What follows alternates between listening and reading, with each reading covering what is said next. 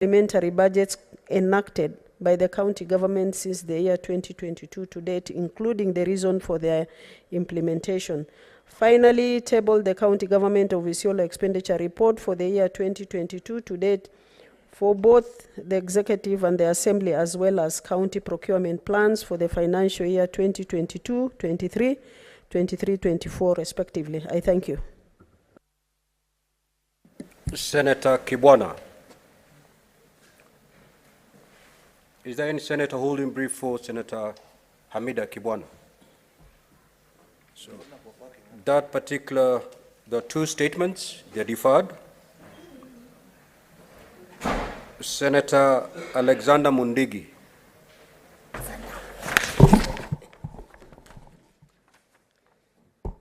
Senator Alexander Mundigi, Embu County. Request for statement on failure to compensate farmers from Embu County. Mr. Speaker, sir, I rise person to standing order 53.1 to check a statement from the Standing Committee on Agriculture, Livestock and Fisheries on failure to compensate farmers in Embu County from losses occurred when desert locusts invaded their farms in the year 2020. In the statement, the committee should 1. Outline the estimated value of the losses that farmers in Embu incurred when desert locusts invaded their farms in the year 2020. Explain any measures the government took to mitigate the historic locust plague, the largest in 70 years, and give the total amount of money spent on just mitigation measures. And 3, state how much of this money went directly to farmers in Embu County, detailing who the beneficiaries were and what the government intends to do about the continued outcry by farmers in Embu that no compensation was given, despite repeated promises by senior government officials in the Ministry of Agriculture. Thank you, Mr. Speaker. Senator Joe Newton. Senator Joe Newton. That statement is dropped. Senator Miraj.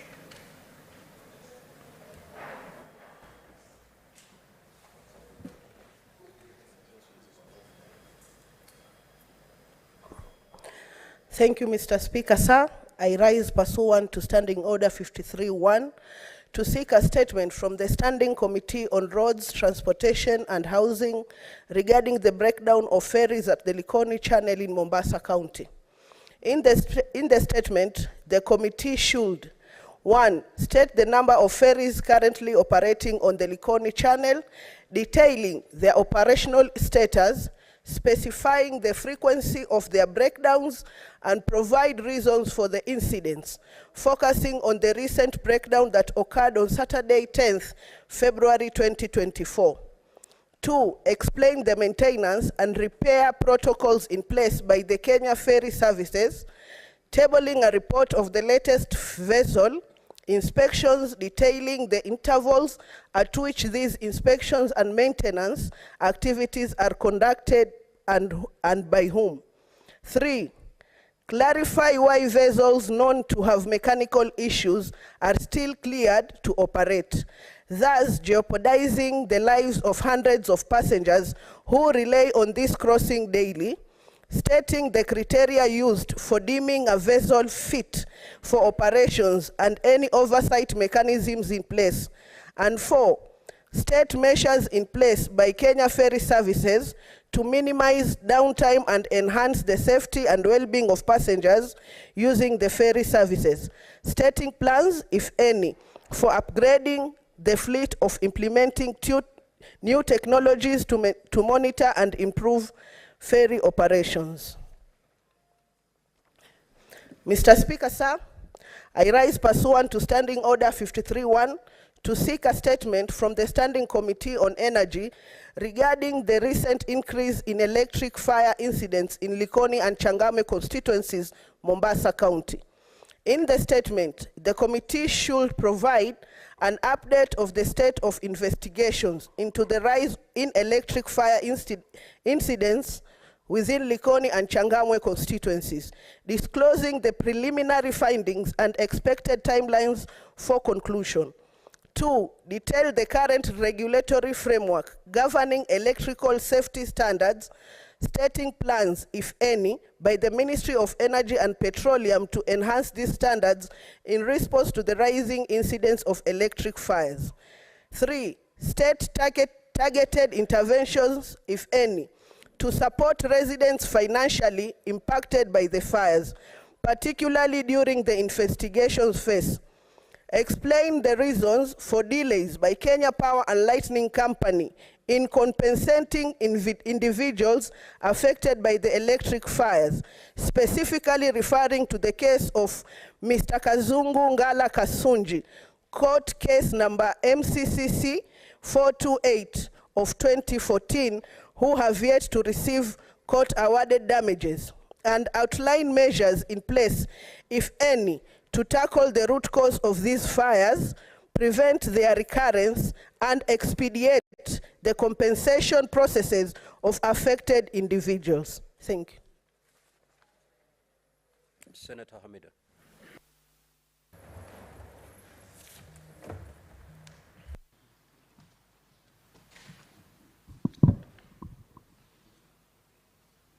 Hello. Oh, thank you, Mr. Speaker, sir. My statement is on the amputation of baby Jennifer Mwasi's hand at Westwood Hospital in Taita Taveta.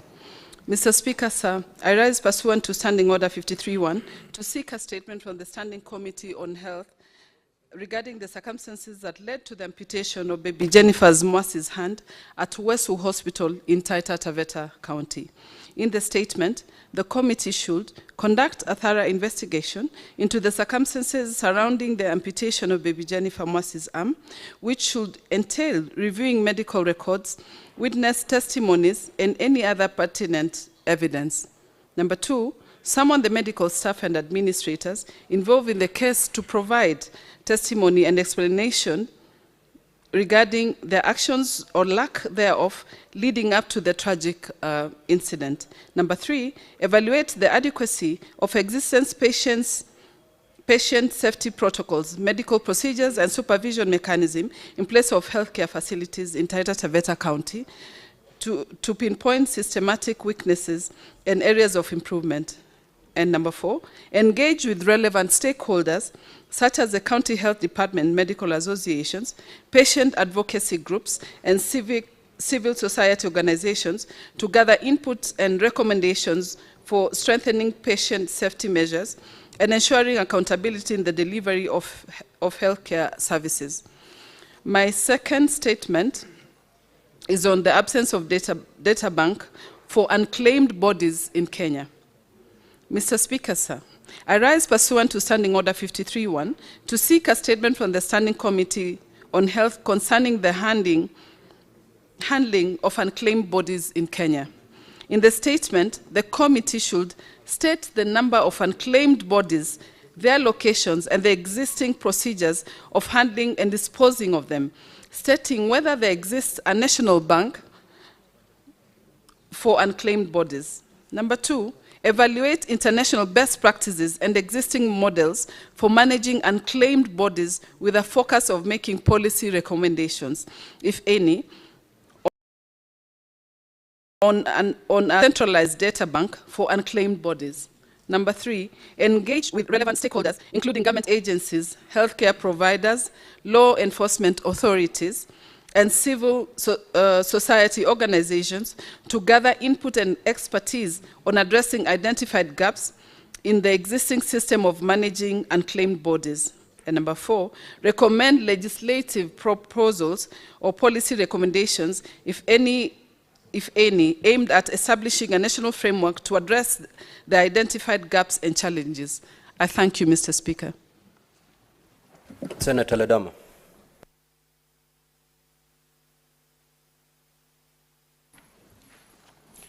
Thank you, Mr. Speaker. Mr. Speaker, I rise pursuant to Standing Order number 53-1 to seek a statement from the Standing Committee on Energy regarding electricity connectivity at various hospitals and public schools in Narok County. In the statement, the committee should state why a Murwe-Dikir Level 4 sub-county hospital has not been installed with three-phase electricity to run the radiology department of the hospital. Number two, state why over 27 schools located at Murwe-Dikir sub-county of Ilkerin, Kapsasian, and Mogodo wards have not been connected to electricity. Number three, provide a status report on the replacement of all faulty transformers in Narok County. Number four, provide an update of the last mile electricity connectivity of all the schools and hospitals in Narok County.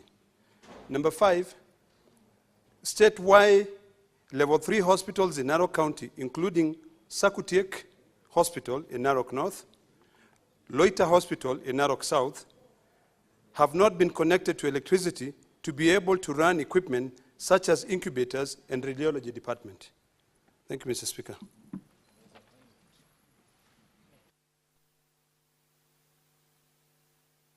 Now, Honorable Senators, I have a number of statements here that I've approved, though not listed in the order paper.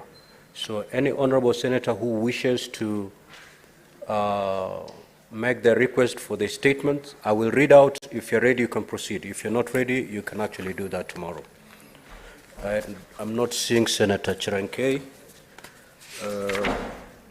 Senator Enoch Wambua, Senator Maruma. If you're not ready, it's quite okay. You can read it tomorrow. Senator Beatrice Ogola.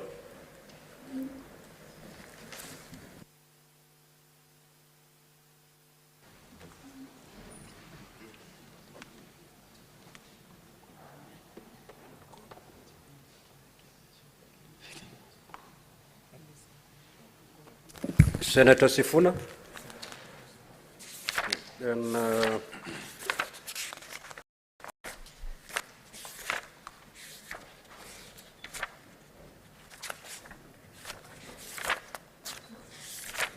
Senator Kavindu.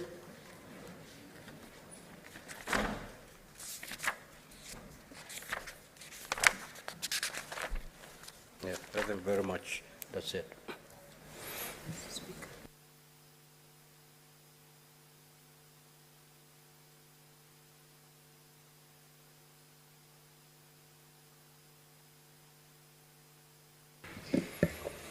So, Senator Maruma, proceed.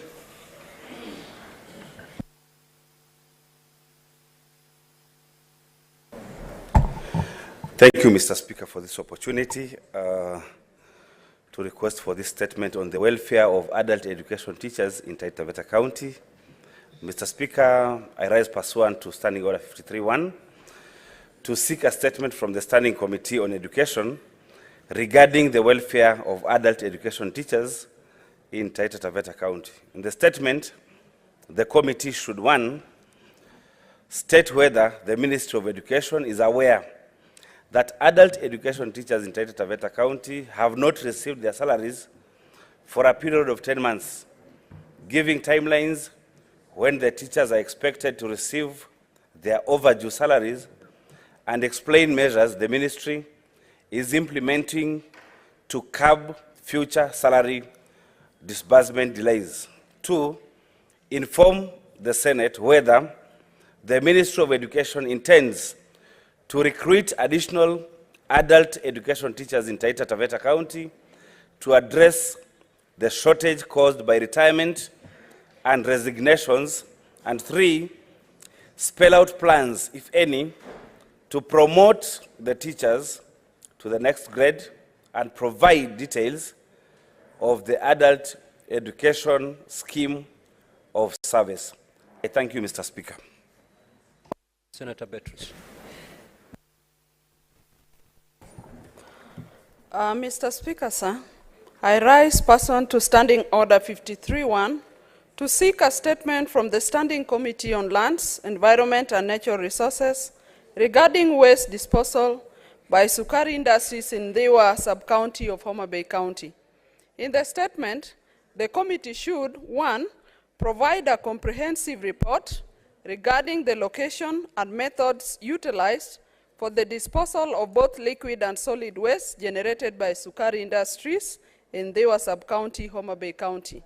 2, describe the treatment process employed for liquid waste, ensuring its alignment with the requisite environmental standards, and furnish the Senate with tangible evidence on the effectiveness of the treatment methodologies deployed by the company in the disposal of liquid waste.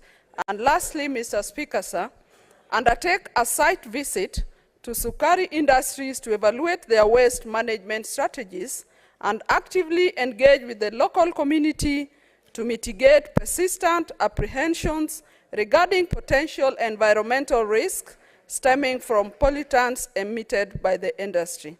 Senator Beatrice Ogola. Thank you, Mr. Speaker.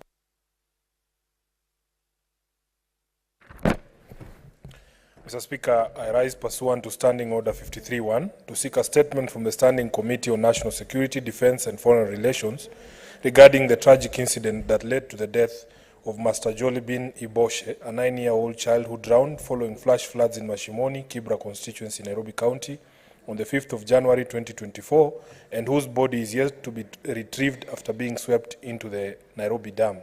In the statement, the committee should detail the actions taken by the disaster response authorities and national security personnel in the area to facilitate the recovery of Master Iboshe's body and hand it over to his family for a decent burial.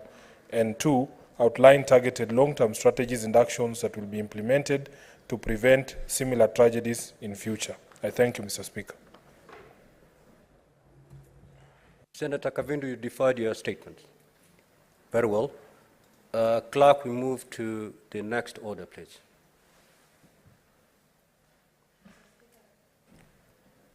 Yes, Senator. Mr. Speaker, yes, I deferred my statement, but I have a question, Mr. Speaker, on a statement I read in August last year from the Committee of Devolution concerning a map for Machakos before it became a county, and to date they have not gotten back to me from October last year. And another one to Minister of Committee of Roads concerning roads in Machakos in October last year, and they've not gotten back. One was in August, the other one was in October. So, Mr. Speaker, I would like these two committees to respond to me why they've not, and yet when you give the statements to them, you give them 60 days to respond back to the House. Thank you, Mr. Speaker. So the chairpersons of the concerned committees, if I know under the standing orders you have that opportunity to give out your status reports, I want to believe that once we get there, the two committees, and not just the two committees, but all committee chairs should take note of this, that as you respond to all those many other issues, kindly make sure that you have given us a comprehensive answer as to why that statement has taken more than 60 calendar days as demanded of it in our standing order. So kindly be guided, more particularly the two chairs, devolution and roads. Thank you. Next order, clerk. Order number 8, motion, report of the National Dialogue Committee. Majority Leader.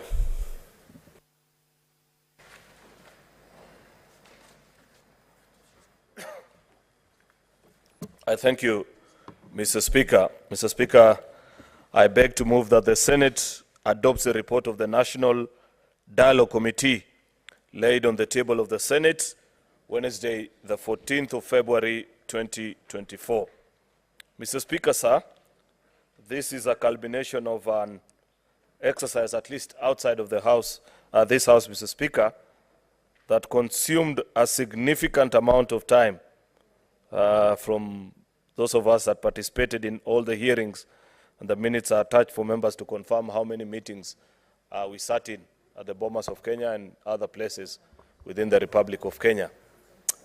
Mr. Speaker, we are all aware of the circumstances that led to the establishment of the National Dialogue Committee, that there were very challenging times for us as a republic, and therefore, in the prevailing wisdom of various stakeholders in this republic from within and without of our nation, it was felt that it was important that at the very least we should talk to each other, at the very least, the very bare minimum, that even though we may not agree eventually on even any single item that was put before us, but we were asked to at least converse and hear each other out.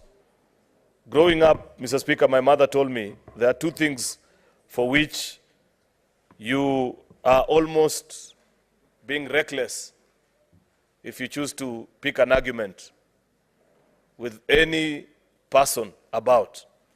Number one is religion. Trying to sit across a table, say if you're Christian, with a Muslim or a Hindu, a Buddhist, and trying to prove to them why you're right and they are wrong, sometimes and most of the times is an exercise in futility. Second, after that, Mr. Speaker, is on the sticky topic of politics. How we view things, our perception, our beliefs, our ideologies. It's never easy to agree. And therefore, Mr. Speaker, I went into this committee acutely aware that perhaps there might not be even a single reason or point of convergence that is likely to emerge out of the conversations you are having with our colleagues from the Azimio One Kenya coalition. But I report to the House gladly, Mr. Speaker, that to my surprise and that of many, that we almost actually virtually agreed on all the topics that were placed before us and have returned to the House a report which we want you to consider, read. The report, Mr. Speaker, for those members that are yet to interact with, is on our digital platforms. It's quite voluminous. I doubt if it will be intelligent of us to be the country that is leading the conversation on climate change and yet still printing thousands of pages of documents for its parliamentarians to use. Yet from a casual look at the House, Mr. Speaker, everybody here is digitally literate. Therefore, this report is in our gadgets, Mr. Speaker, and I believe members can take time to read and reflect, confirm and counter-check the points that I will raise from the conversations that we had. So, Mr. Speaker, I report to the House that we agreed on most of the issues, actually, some of which I had serious doubt that I could be convinced or persuaded otherwise by our colleagues from Azimio. But having taken time to listen to them and understand where they are coming from, we met somewhere in the middle, as is so typical of us as a Kenyan people. Mr. Speaker, many people say many things about NADCO and their preceding committee, and we have referred to their work in this document. Remember, Mr. Speaker, that earlier on we had moved a motion here setting up a dialogue committee made up of purely members of Parliament. They didn't make much progress, but they covered serious ground and laid the foundation for the work that us, the succeeding committee, eventually completed. So I'd wish to celebrate them even from the onset, that the team that sat at Bomas, I believe, as well, that had distinguished members from this House and the lower house, Mr. Speaker, they laid the foundation for us as a committee, that when we later on sat and retreated, Mr. Speaker, we referred to many of the documents that had already been presented. In fact, the working framework, Senator Mogeni will confirm, and the rules of engagement, we actually picked word for word what they had previously used with very minimal amendments, Mr. Speaker. Therefore, we have brought to you, colleague senators, the findings of this committee so that we get to hear your thoughts on the same by passing this report, let me be clear on this so that members understand. There are various ways through which Parliament, and Senate to be specific, makes its decision. A resolution of the House is a decision as well, with the full force of law and enforcement, because this is a gathering of the Parliament of the Republic of Kenya.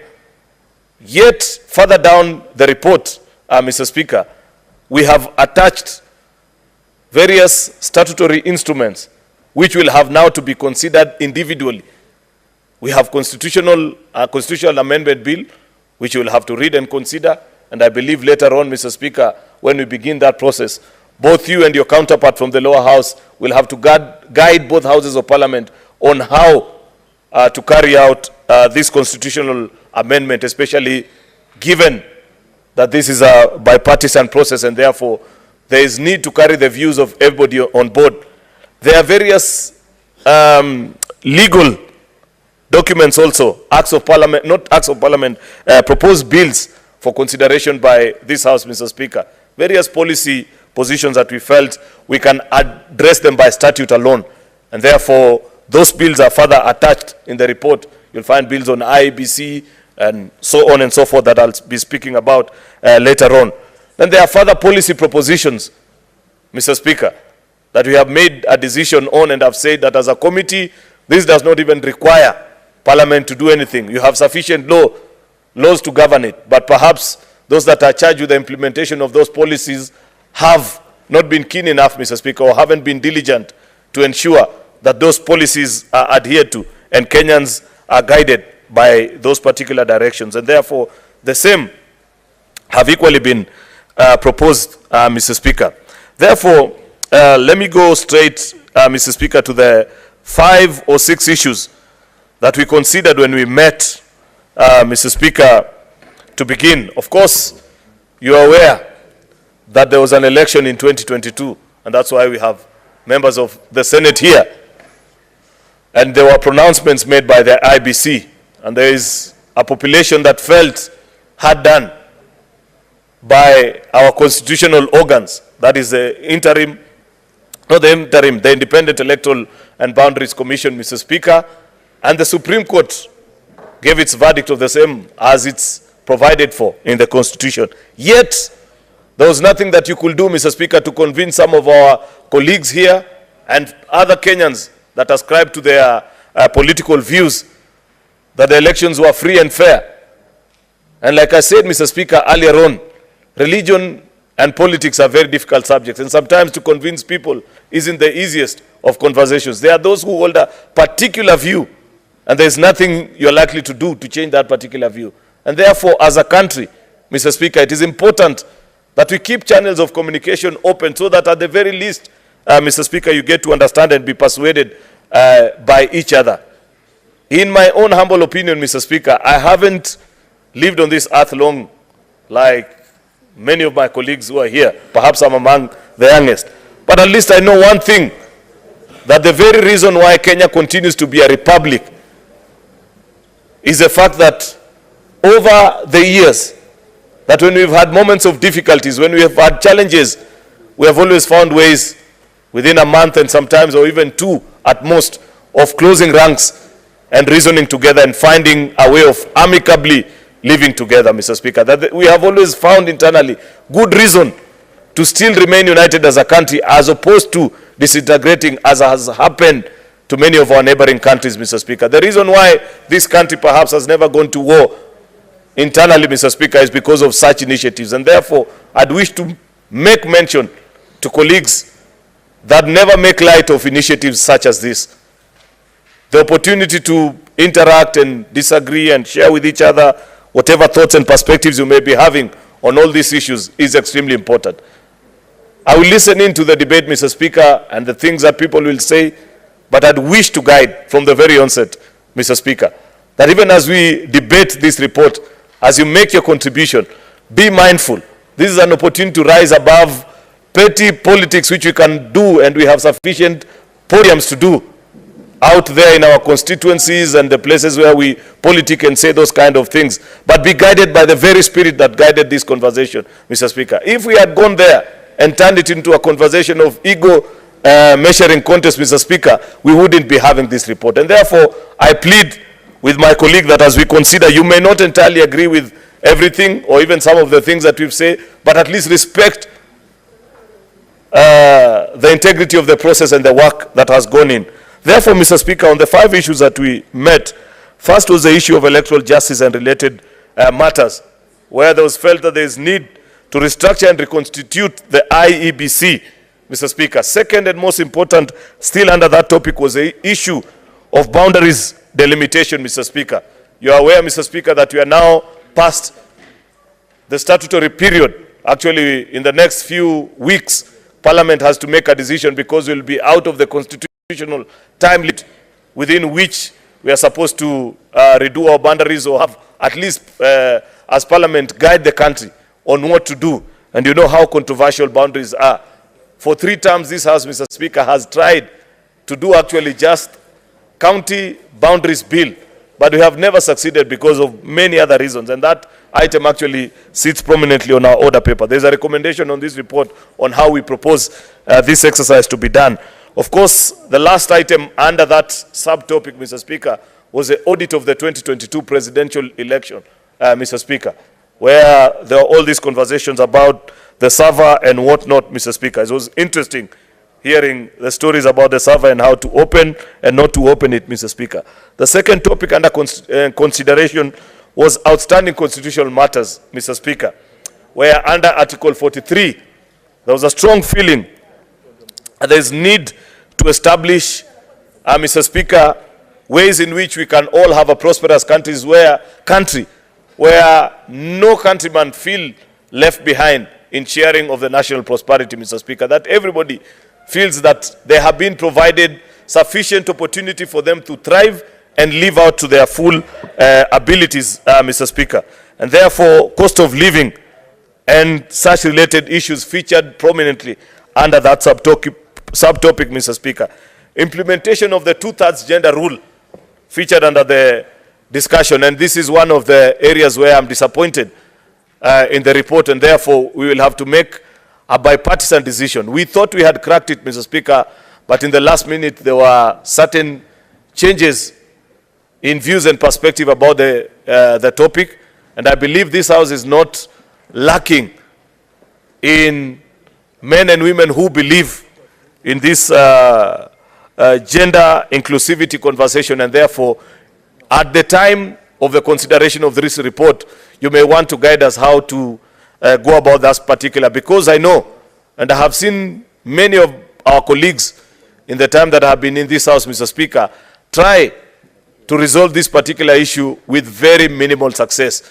If we miss, and I want my colleagues to, I beg your attention, if we miss to resolve the 2/3 gender challenge under this bipartisan spirit, then I doubt if we will ever have any other better opportunity in our term of Parliament, Mr. Speaker.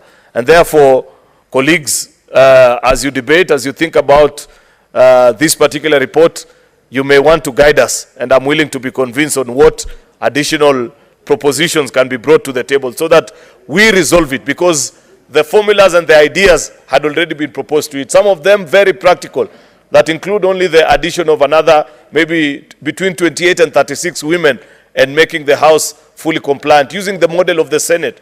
Because, you know, the Senate is actually short of compliance to the 2/3 gender rule by only 2 women. And that's the same formula that we wanted applied to the Assembly and making us, as an institution, the institution of Parliament, compliant. Therefore, members, you may want to guide us, because unfortunately we didn't crack it and passed it over to another subcommittee, something that you and all of us here know that is just another way of kicking the can down the road. That will never give us a solution. The decision lies in the 4 walls of the House of Parliament, Mr. Speaker, and therefore I hope in a bipartisan manner between all of us we can converse and agree on which way. Mr. Speaker, there were also governance issues which include the promotion of national unity and inclusivity in public appointments, Mr. Speaker. There is a proposal. These are some of the things that we've said. We did not want to do any constitutional amendment on it. We didn't want to do even any amendment of statute, because the laws that are prevailing in the country are sufficient to guarantee that. And therefore, we just made policy changes that we feel the institutions that are charged with the responsibility of monitoring to ensure that there is cohesiveness in the country, inclusivity in public appointments, and so on and so forth, are able to do and live up to their mandate, Mr. Speaker. That's covered broadly in the report. Of course, there is adequate checks and balances where there is proposal of how to go about, how to counterbalance, even say the institution of parliament. A senator earns as much as a member of the National Assembly, despite the fact that geographically, even alone, more than anything, represent a higher population than members of the National Assembly. There are more responsibilities and mandates that we have that are exclusive to the Senate, which our colleagues in the National Assembly. Each and every Kenyan, if you speak to any Kenyan today, and especially in their bipartisan mood where they rise over and above our political divisions, they will tell you that one of the things that they celebrate that Kenya has made serious strides and progress in over the last couple of decades, then it is on the topic of devolution.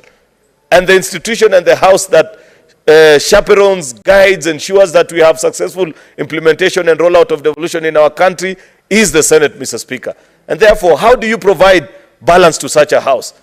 There are good proposals that have been made, and it's part of what has gone to the statutory instruments. There are ways in which you can compensate the Senate, as opposed to in other countries, Mr. Speaker, the term, for example, of the Senate is longer than that of the lower houses. And there is a proposal to do that in the Republic. Make the Senate serve a longer term, Mr. Speaker, than the provided 5 years, as a way of compensating for it, Mr. Speaker. No. Relax. That's only on the second. Order, honorable members. That's only on the second topic. On the third item that you are considering, Mr. Speaker, is on fidelity to political parties, coalitions, and the law of multi-party democracy. Mr. Speaker, you'll remember that at the, but you do know from history of Parliament, Mr. Speaker, that in the penultimate days of this House, last time, Mr. Speaker, an amendment to the Political Parties Act was brought to this House, and it was hurriedly rushed through Parliament in the same way that we normally do some of these laws. And you are told, no, don't touch, don't amend anything. I remember that afternoon quite well, Mr. Speaker. And you are told that there is distinction, there is an animal called a coalition political party, and I don't know what, and this and the other. Mr. Speaker, hardly 6 months after that, there were serious disagreements, Mr. Speaker, over issues of funds, how to share the political party fund, how to define leadership positions, and so on and so forth. The unfortunate thing, Mr. Speaker, and I have been in this House, though not for too long, but I have seen 3 elections now in this House, is that we, as parliamentarians and practicing politicians, sometimes make certain decisions that disadvantage ourselves later on. One of the things that we always do that just a few months to every election, I saw this in 2016 before, or actually 2017, January. I saw it in 2022 as well. We make amendments to the Political Parties Act, Mr. Speaker, to suit temporary political interest. Then immediately after, when things change, we come back to the House and cry.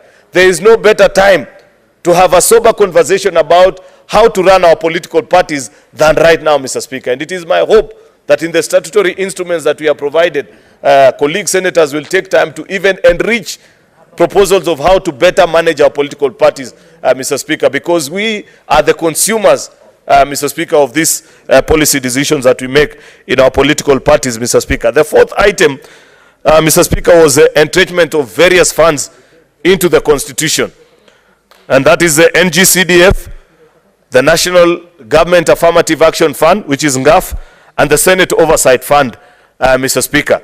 Mr. Speaker, there were conversations, of course, later on with proposals and petitions being made to us about the Ward Fund, but it was the eventual thinking of the committee that we better handle it at statute as opposed to elevating it to a constitutional fund like the other 3, Mr. Speaker. And the justifications and the reasons for that is provided further down in the report, Mr. Speaker. But these 3 funds form part of the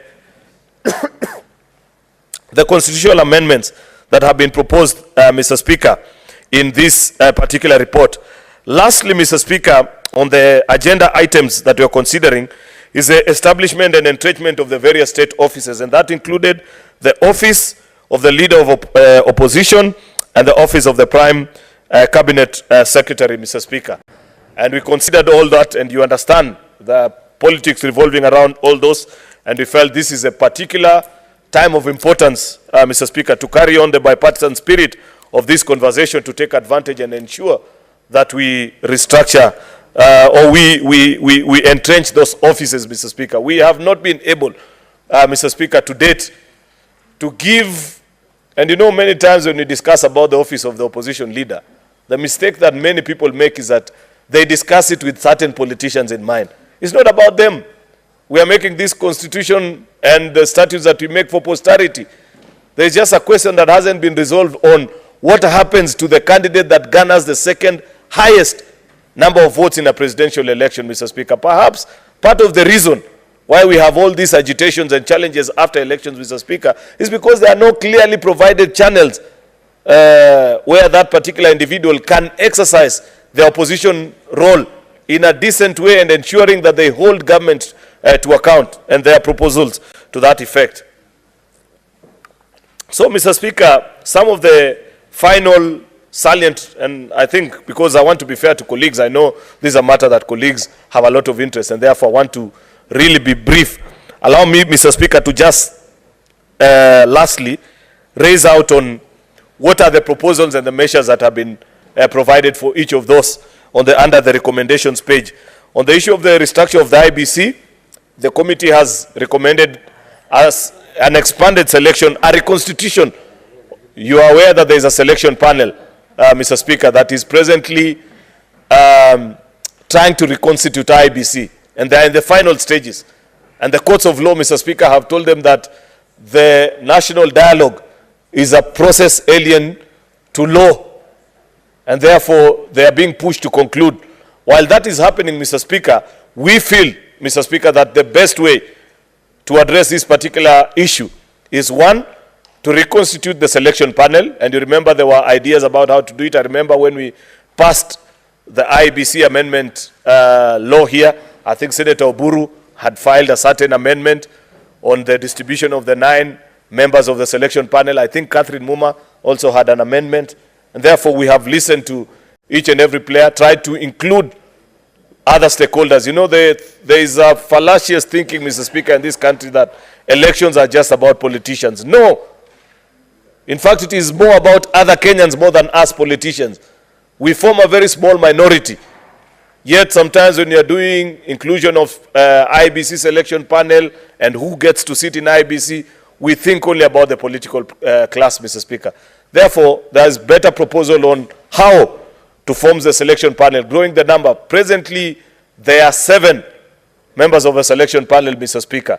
4 from Parliament, that is 2, 4 actually from Parliament, and 2 from, I think, interreligious bodies, and 1 from LSK. That makes it 7. We felt that there was better way of handling. Of course, Mr. Speaker, you are aware that one of our colleagues, Senator Mtata, has taken himself to court because he's a parliamentarian, and every time he goes to court, it means he has sued himself, and successfully so, because the courts have agreed with him that Parliament, not this particular one, but the previous Parliament, remember when we did the IBC amendment law, we arrogated ourselves 4 positions out of 7 in the selection panel, where the courts felt that that was too much from one institution.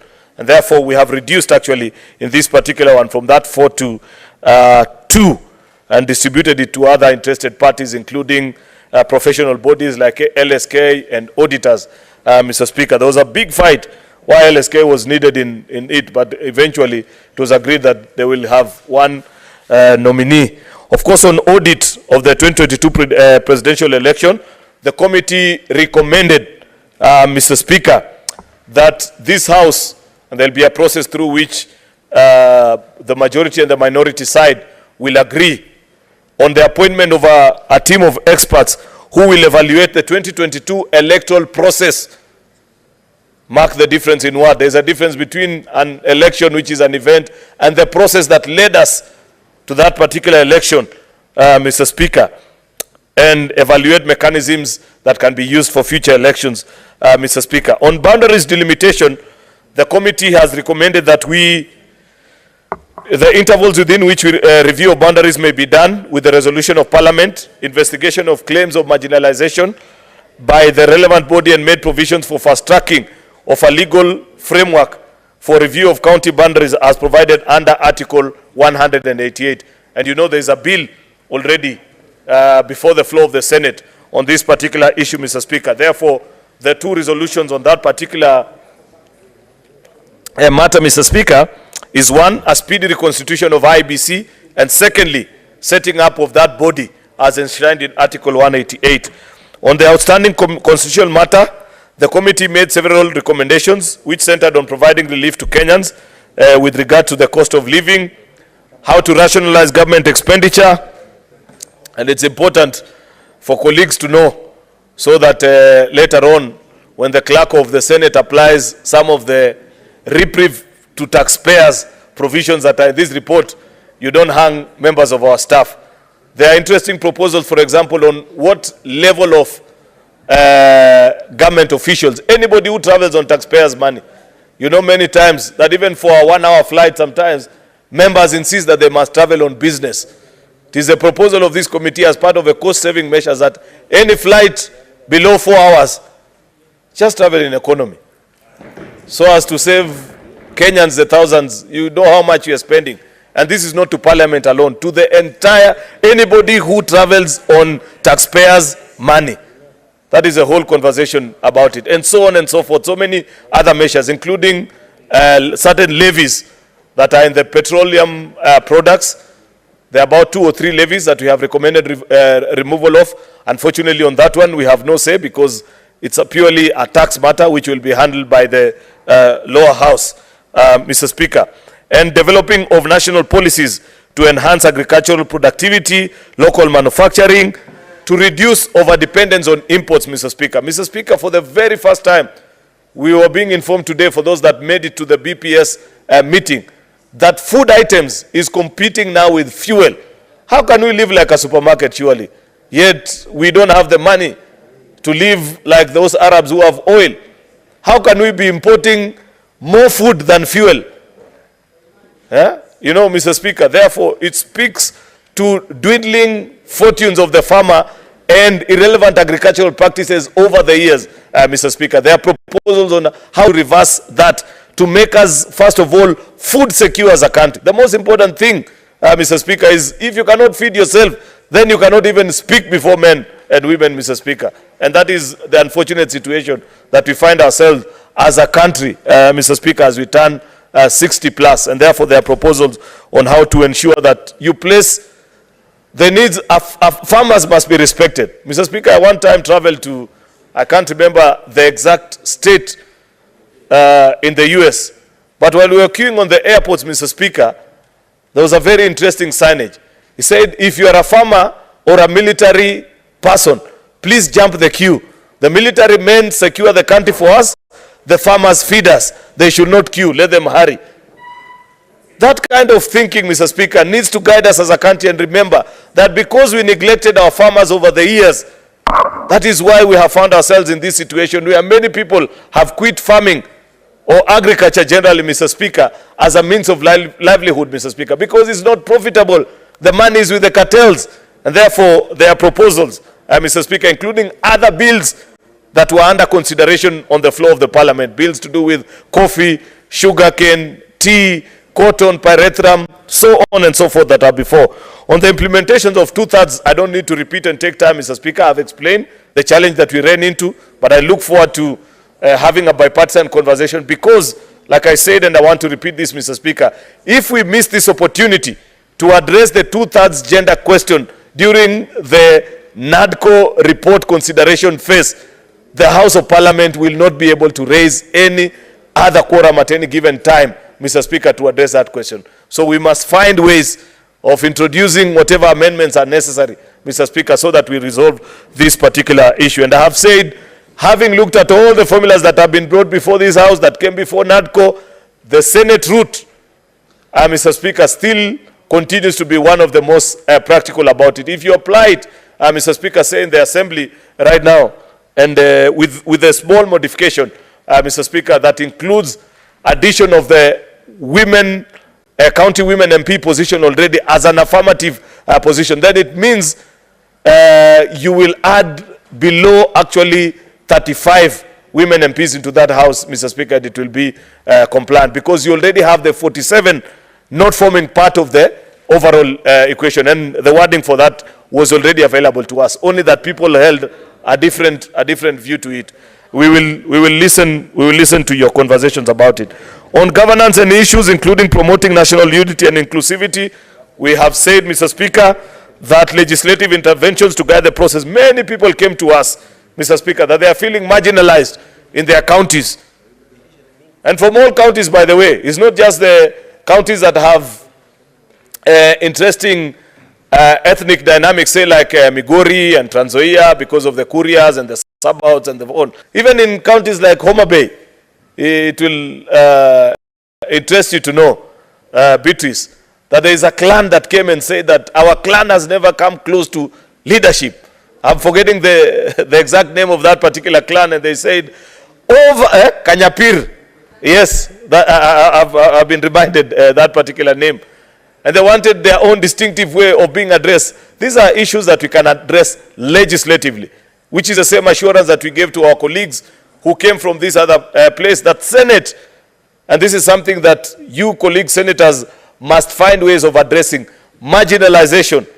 The same competition for raw power that we see at the national level shouldn't permeate into our counties as we watch. Yet, unfortunately, because of how certain county governments are run and how they are configured, I know Senator Onyanka likes this, because I know there's a conversation around clan happening in Kisii County, that they are feeling as if members of a particular clan are being targeted by the particular administration in place. So as Senate, we must be aware of these sensitivities, and we must come up with sound legislative policies that will address and ensure that a governor cannot marginalize anyone in their appointments, in the distribution of projects and resources, because that is at the height of that conversation. On the adequate checks and balances, I had already addressed myself to it. Fidelity to political parties, I have mentioned. Of course, entrenching of funds, there is constitutional amendment on the 3 funds. I said on the Ward Development Fund that it was our feeling that we can enshrine it in statute, so that we leave it to the various county assemblies to determine. We just make it, we establish the fund, but leave it to the various county assemblies and the agreement, because COG will come and make a presentation during the normal legislative making process on how they wish to be rolled out. Either we can determine it for them here nationally, or leave it to be determined by the various county assemblies on what amounts, depending. I think I have seen various counties and governors prefer to deal with it differently, and we will be more than willing to be listened to. So because of that sensitivity, we felt that it is better addressed in statute. But the 3 other funds, that is the Senate Oversight, NGAF, and CDF, proposed to be a constitutional fund, and it is part of the statutory, items that we have attached, part of the constitutional amendment bill, Mr. Speaker. And therefore, Mr. Speaker, that is the long and short of what is entailed in the report. Of course, as I say, the devil is in the details, Mr. Speaker, but I'd wish that colleagues debate soberly, guide us on how to make amendments. Remember, this is a report we are debating, but then there will be now the statutes that we follow. A constitutional amendment bill for the various provisions that we want to do, no amendments to the Constitution, and other statutory proposals in the form of bills that are attached to the report. During that time, the guidance and the thinking of the committee is that should there be a wish to amend anything, then it must be in the concurrence of both sides. Failure to the concurrence of both sides of the floor, then the issue remains as is, Mr. Speaker, because this is a bipartisan and a negotiated document, and those statutes are all listed, and they are part and parcel of this particular report. Mr. Speaker, I don't want to be longer than that because I know colleagues are queuing and waiting to respond. With those many remarks, if there are items that I have forgotten, I am sure that the lion from Nyamira, my very good neighbor, the Senator Okongo Mogeni, Commissioner, Mr. Speaker, will perhaps do even better justice than I have done to this report. And therefore, Mr. Speaker, at that point, I want to humbly request that he seconds the motion, Mr. Speaker, to adopt this report. I thank you. Senator Mogeni.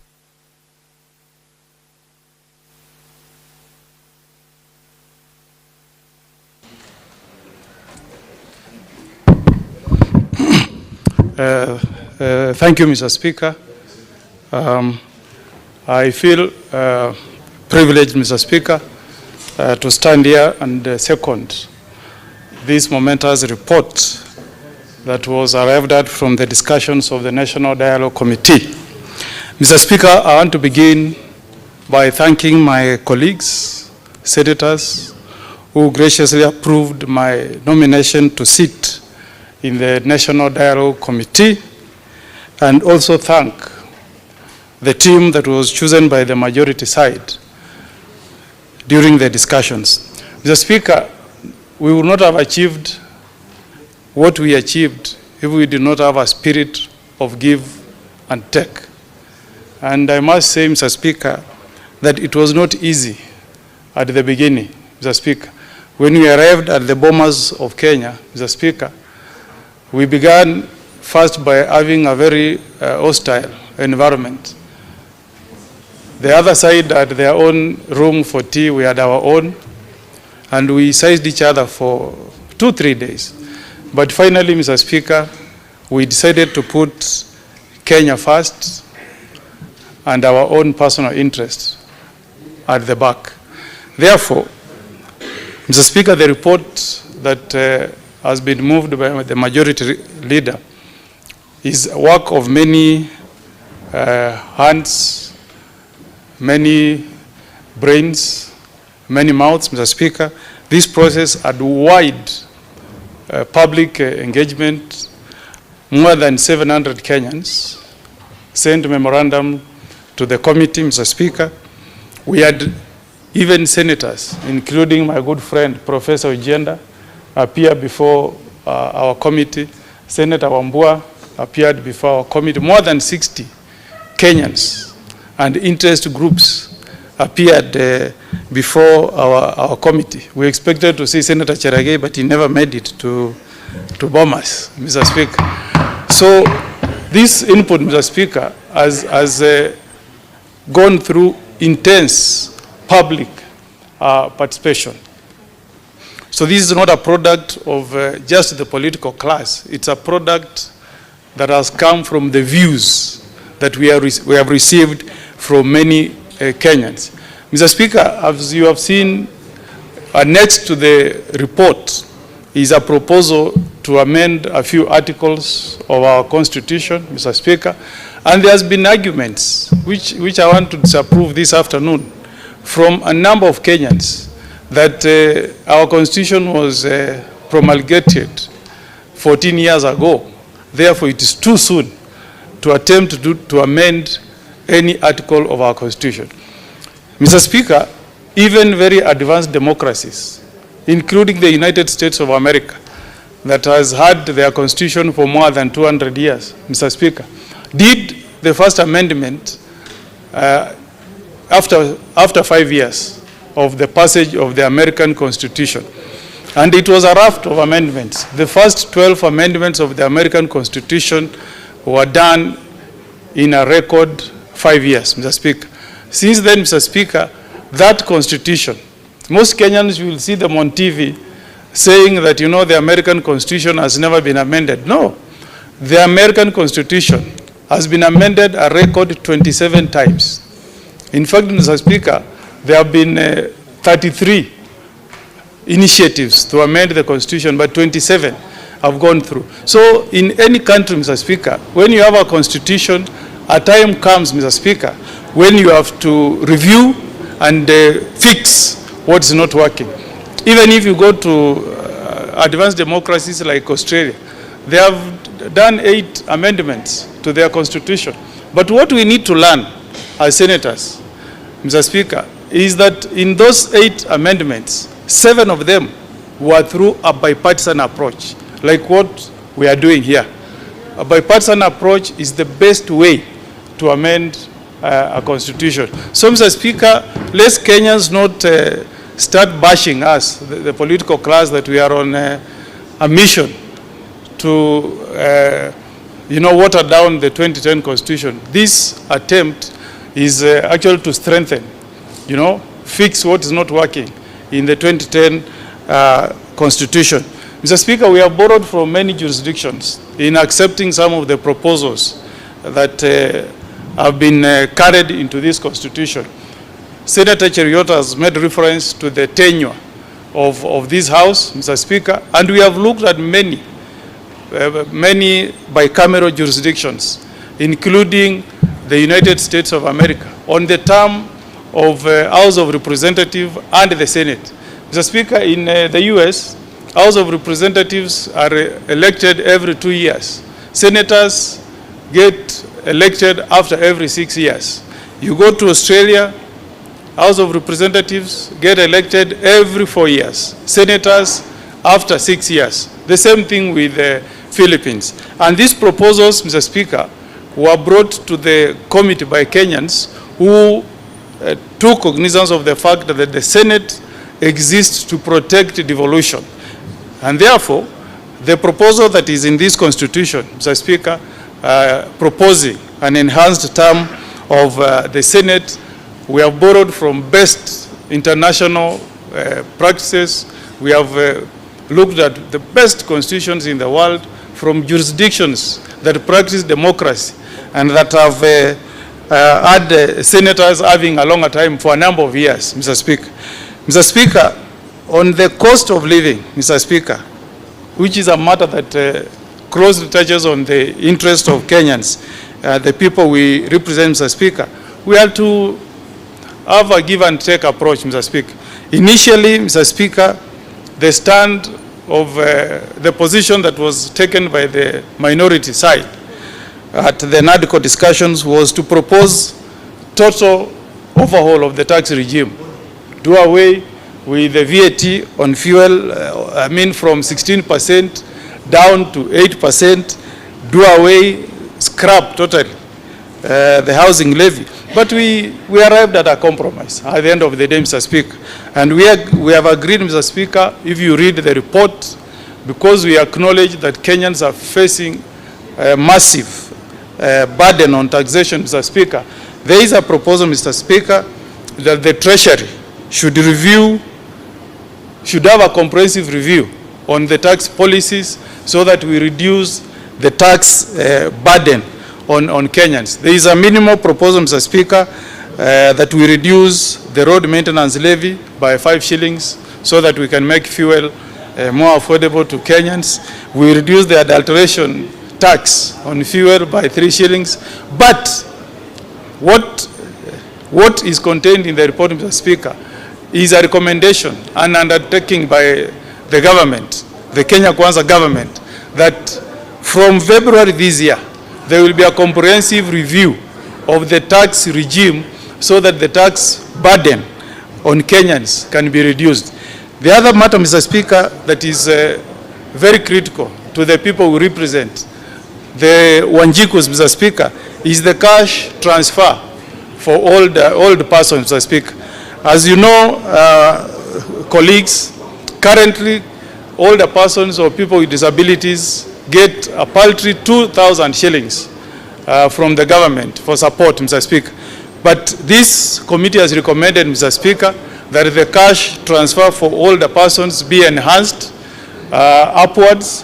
Initially, we had arrived at a figure of 5,000, but we agreed that we send this to the Treasury so that it can be reviewed upwards. You know, if there are people who have been hit by the cost of living, it is the older people at our constituencies like Nandi, where Senator Cherage comes from, people with disabilities. So this report has made a recommendation that this amount that is paid to the older people be reviewed upwards, maybe to a sum of 5,000 Kenya shillings.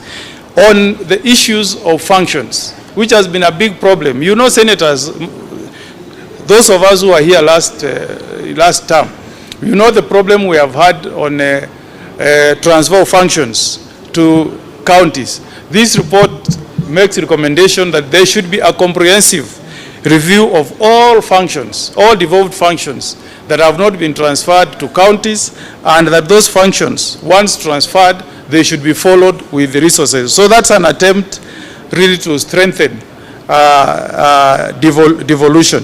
In terms of enforcement of all the Article 43 rights, you know, the right to shelter, the right to food.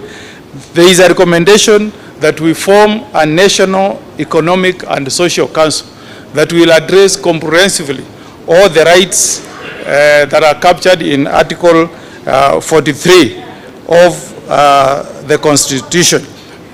Point of order?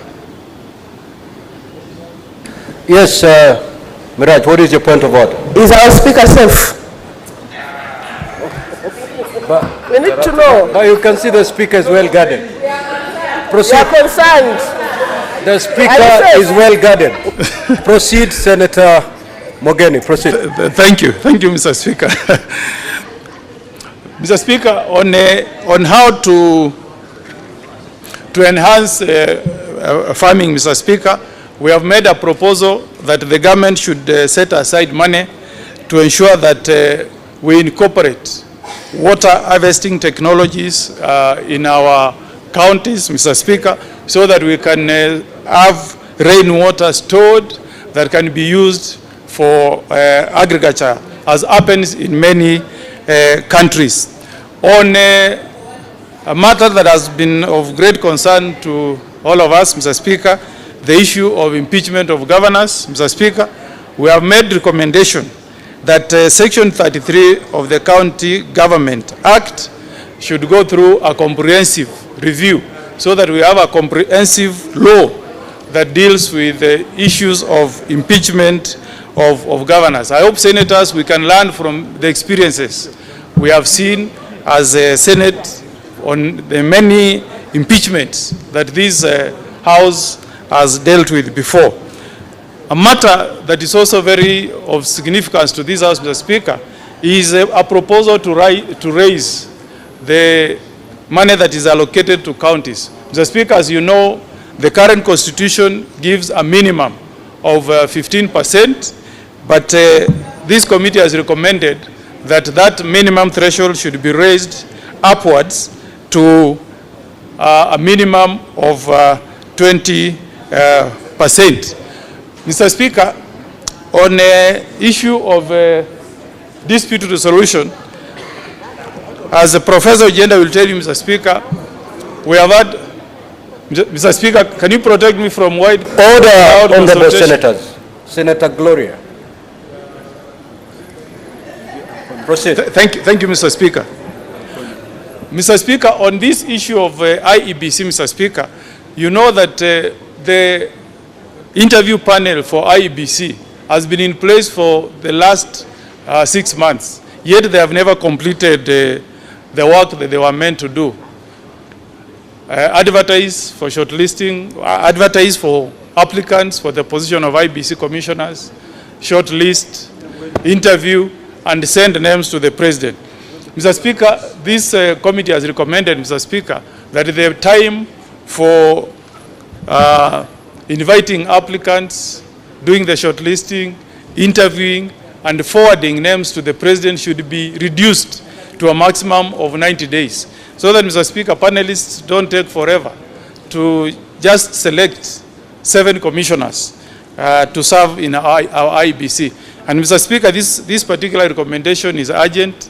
There are a number of constituencies in the country that have remained unrepresented. In my own county, I have 2 wards, the ward of Nyamaya and the ward of Nyansiongo, that have not had MCAs for the last 7 years. So this recommendation, Mr. Speaker, is trying to make the playing field level to ensure that the referee is chosen by a team that is impartial and that is not partisan. Mr. Speaker, on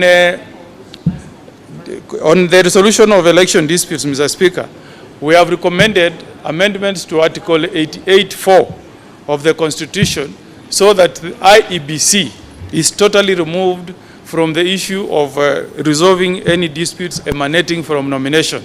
And this power, Mr. Speaker, we are proposing that it be transferred to a new body that we are recommending to replace the dispute mechanisms that is in place, so that IEBC will be removed totally from the issue of dealing with any disputes touching on candidates who are seeking elective posts.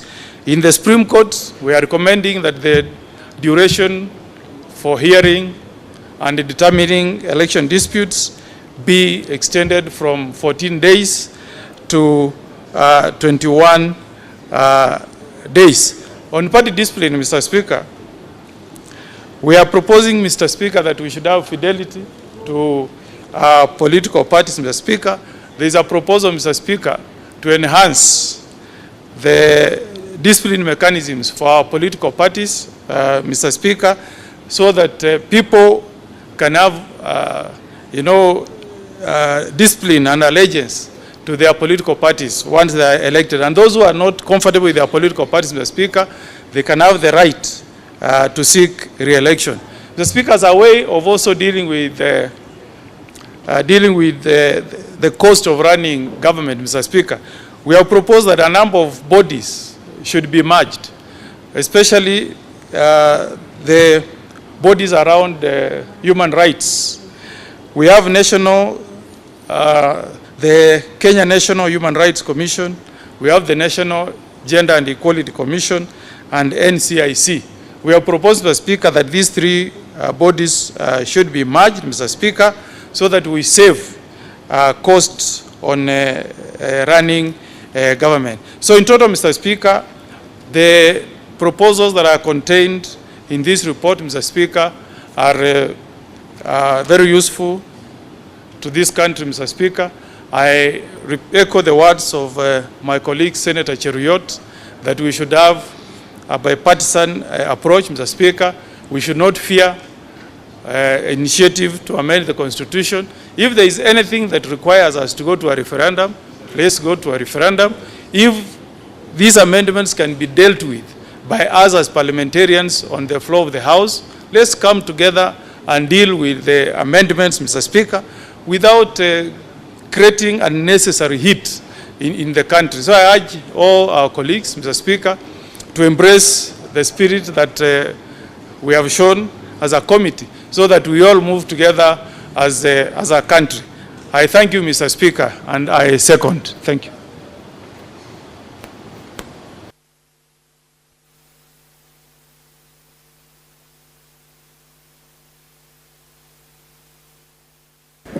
Yes, Senator Boni, what is your point of order?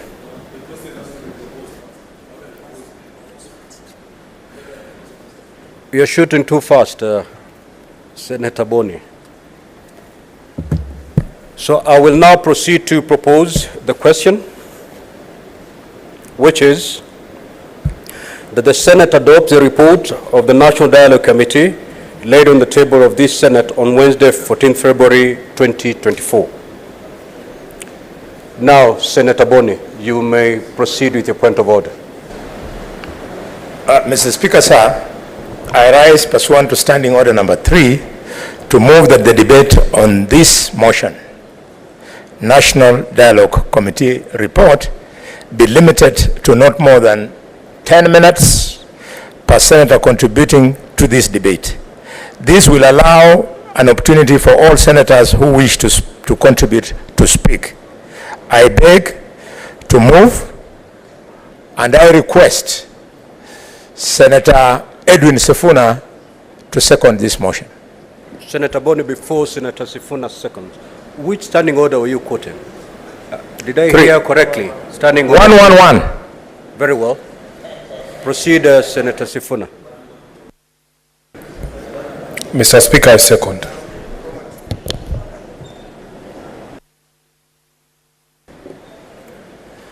Now, honorable senators, this is a procedural motion. I need not propose the question and therefore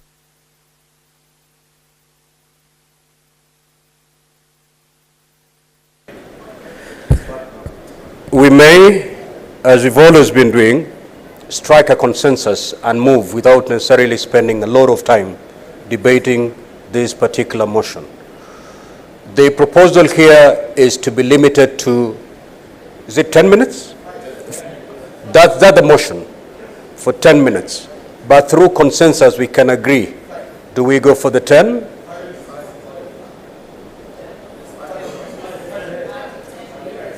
Do I need to put this to the vote, really?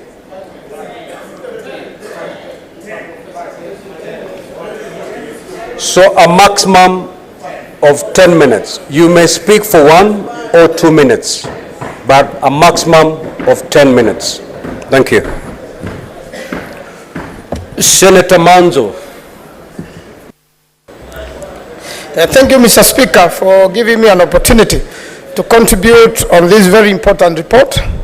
Mr. Speaker, what brought up the convening of the bipartisan talks, Mr. Speaker, was a situation in the country which was beginning to become a little bit tense.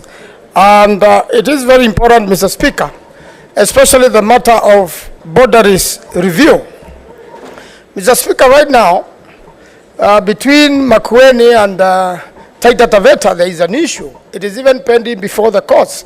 And there are quite a number of other issues where, you know, boundaries could be reviewed. And this particular team has a mandate from the Constitution to deal with all matters related to that. I'm even aware there is a matter pending before this House between Makueni and Taita Taveta. But if the boundaries review was to do its job, then that will sort out a lot of issues between Makueni and Taita Taveta. Between myself and the Senator for Taita Taveta would like to coexist very well.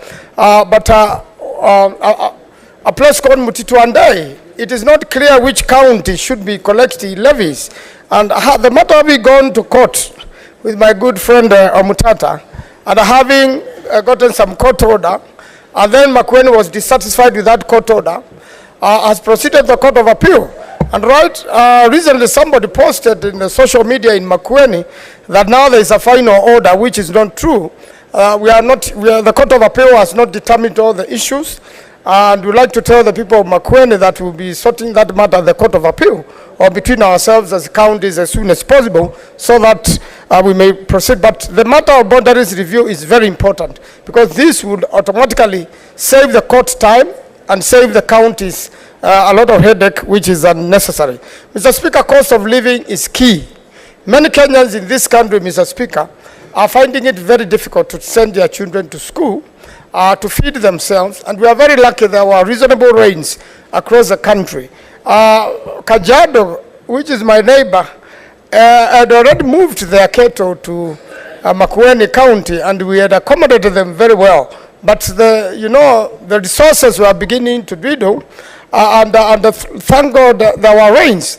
Those rains have really helped the country very much because people worked very hard, and reasonably across the country we've got a bumper harvest. But the question is, what if now these rains didn't come? We have not done enough irrigation to safeguard the country or make it food secure. And the projects like Thwake Dam, which should be giving Kenyans a hope, at least for 4 counties, the ones in Lower Eastern and Kajiado, to have irrigation. And even the Grand High Force Dam, which we have not yet invested in. So while looking at food security and the cost of living, when parents are unable to take their children to school, when the middle class feels overtaxed, and it is actually the middle class which takes care of the hustlers, the workers. It is the middle class who will give a little bit of labor or work to the lower class, and they will also earn a living. The moment the middle class cannot operate, cannot earn, at the moment life is very difficult for them, then it means very, very many Kenyans have no opportunity to take their children to school or to enjoy their daily living at a reasonable cost. I've had quite a number of proposals made to lower the cost of living. Omutata and myself, we had proceeded to the Constitutional Court, and we did not come out there empty-handed. Quite a number of issues, including the amendment of the Statutory Instruments Act, which this Senate had annulled some instruments. And the government or the National Assembly went on to process this finance bill, including that particular amendment, with the High Court and the Court of Appeal. I've now said the government, the ministers, whose instruments have been expired and have been annulled by the Senate, should now come back to this Senate now that the mischievous amendment did not go through. The authority of the Senate has to be respected. The authority of the courts has to be respected. And it is important that we all follow the rule of law, and it makes life very easy for everybody. Therefore, these bipartisans are very, very important. We have the issue of all the people. The feedback which has been coming from the money sent to them is that some of these monies never get to these people. The system is not clear enough. The so-called 2,000 shillings at times they end up with 1,000.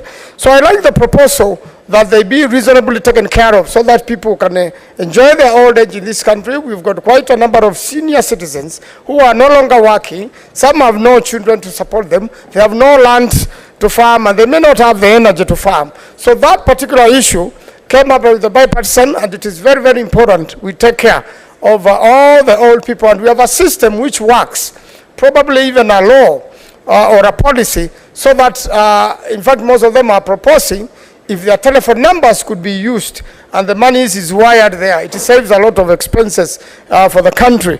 Now that saving the cost of government is expensive. Mr. Speaker, on that particular one, sometimes you get surprised. A single minister who is not threatened by anybody at all goes with the 3 cars, you know, and has 10 people, you know, and no one is threatening your life. I'm sure if it was Cheriot who was a minister, would travel with 1 car, greeting people on the way and serving the nation. But there's no need for a minister to travel with 3 cars. And sometimes... Senator Manzo, there's a point of information. Okay. Would you wish to be informed? No, I don't wish to be informed. I'm quite aware. Proceed. Thank you, Mr. Speaker. So we must look in totality, you know, the cost of... What is the point of order, Senator Chiranke? Mr. Speaker, sir, is it in order understanding 105 of our Senate standing orders for Senator Manzo to mislead the country? Yet at the moment, all was there under the vulnerable group are being paid through an M-Pesa. So is it in order for him to not alter the statement and mislead the entire House and the Republic? Or he should be informed of the same? Thank you, Mr. Speaker. Mr. Speaker, I said the information I have, and this is a feedback. This M-Pesa is not yet to everybody. There are some chiefs or other people through that system who are still, even some of these old people, Mr. Speaker, have to go, you know, have to use their relatives, you know, to be able to access this money. So the point I'm making is that we really have to make the older people comfortable, and if we can come up with a better system, that would be very good, Mr. Speaker. So there are quite a number of issues, Mr. Speaker. IBC is very key, and Mr. Speaker, an IBC which is constituted with the interests of everybody at heart is important. I believe political parties are very important tools of election, and they are very important tools of politics. The political parties must have their place, they must have their share, but most number of things, Mr. Speaker, which can be improved through IBC. Finally, most of this institutional change and the constitution, all this goes back to the people so that the Kenyan people can make a determination on how they want to be ruled and how some of these issues must be handled, Mr. Speaker. Finally, if you are no longer interested in serving in that political party, then you resign. And there's a by-election, Mr. Speaker. Unfortunately, we will not be having IBC. I'm aware it is that that particular area of constituency and quite a number of MCS, you know, who have not been replaced because there is no representation. It is hearing and look process could either be concluded to the benefit of the nation. I thank you, Mr. Speaker. Senator Mundigi.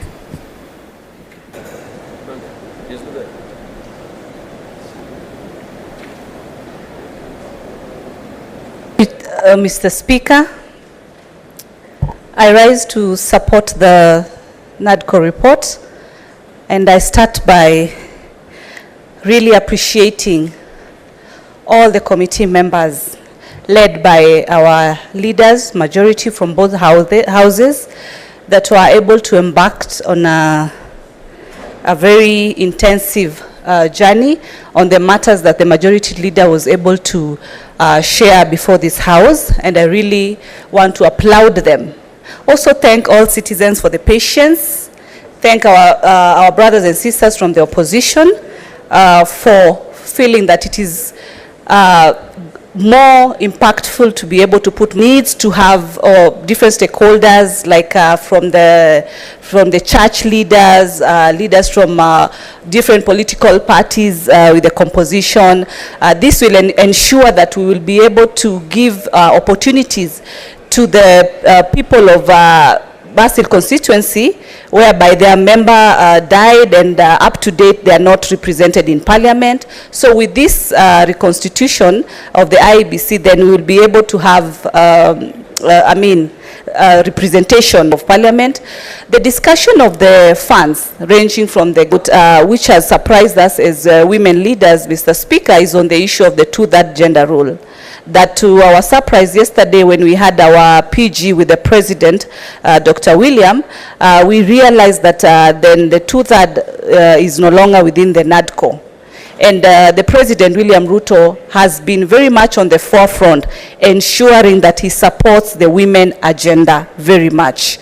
And so this is a subject that we also do not want it left out within NADCO, because we had representatives led by the Governor of Embu, Cecily Mbarire, and so it is issue of the 2/3 gender should be very highly considered in this particular report.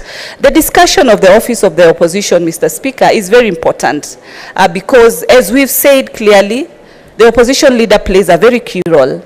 And I'm happy that we are all looking forward that he's requested to proceed to a next level, which is fine because that is a representation of our country, that is a representation of Kenya, and it is a plus because then we elevate to the next international level. So creating an office for the opposition leader is a plus. Also the creation of the office of the Prime Cabinet's office is still a plus because anybody can be in this position. So it should not be looked unto as if it's for a specific personnel. These are offices that are open to anybody in this country, and anybody qualifies to be the same way we all qualify to be in this Senate. It is not super glued to any individual. Anybody can be. So when we talk about these positions, we should not look at them as if they're just benefiting an individual, but for the future, because you can also maybe qualify to be in that particular space. The piece that has been in place, the county that I represent, that is Nairobi, led by my senator of Nairobi, Senator Sifuna, you realize we had quite a number of kills previously because we had not agreed to be able to have a sit down. The results of sitting down to have this discussion, we've had a very peaceful capital sit. It has given the NADCO and the bipartisan talks have given business people an opportunity to be able to execute their businesses. Institutions will be able to carry their mandate as required, Mr. Speaker. And so I want to really applaud both sides' position, emphasize so that Senator Kavindu stops distracting you, so that you understand that the 2/3 is very key for us as women. It has been left out. We are not happy about it, but we are very optimistic because we know that the leadership will consider in ensuring that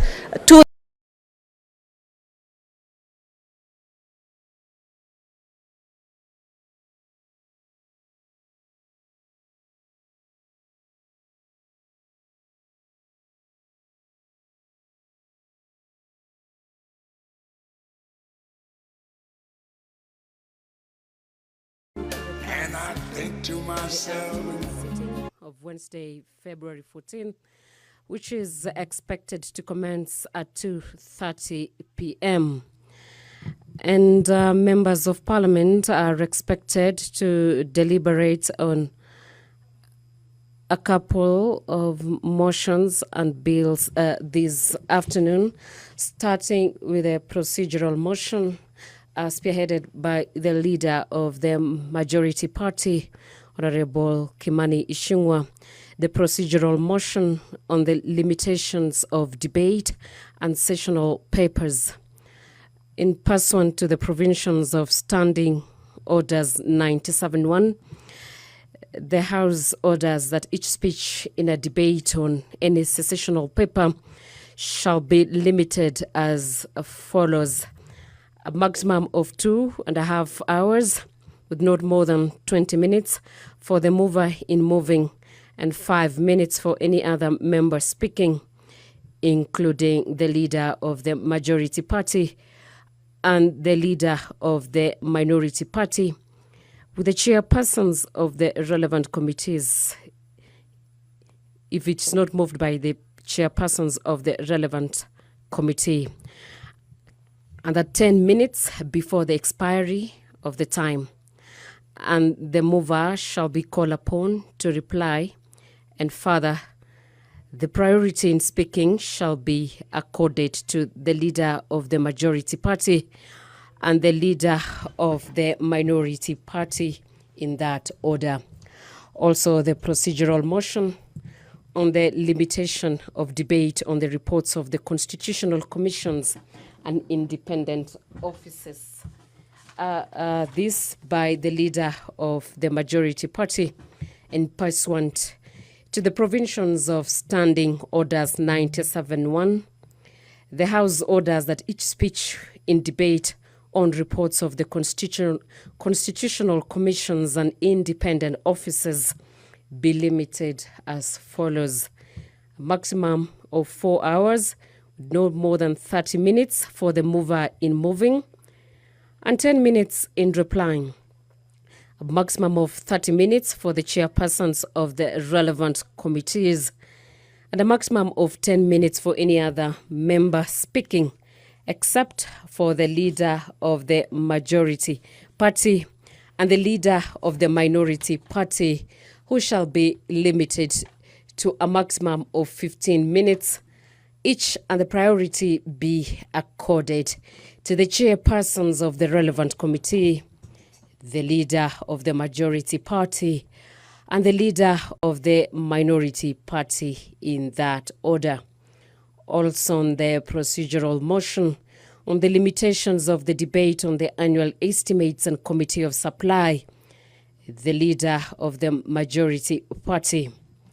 This, that the pursuant to the provisions of Standing Order 97.1, that the House orders each speech in a debate on the report of the Budget and Appropriations Committee on budget estimate contemplated under the Standing Orders 239 and 240 be limited as follows: that the general supply debate has a maximum of 3 sittings within 30 minutes for the mover in moving and 15 minutes in replying, to a maximum of 15 minutes for each of the chairpersons of the departmental committees, and a maximum of 10 minutes for any other member speaking, except the leader of the majority party and the leader of the minority party, who shall be limited to a maximum of 15 minutes each, and that the priority in speaking be accorded to the leader of the majority party. And the Speaker of the National Assembly, Honorable Dr. Moses Wetangula, has walked in to the House for the 3rd session of the afternoon sitting, today being Wednesday, February 14, the session that just commences at 2:30. And I now hand over you to the plenary.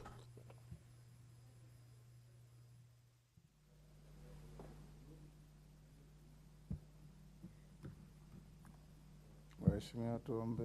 Ewe Mwenyezi Mungu, ambaye kwa hekima na wema wako umetua nyadhifa za viongozi na mabunge kwa ustawi wa jamii na utawala haki wa wanadamu, tukusihi utazame kwa neema nyingi sisi watumishi wako ambao wameridhika kutuita ili tutekeleze shughuli muhimu za jamhuri yetu.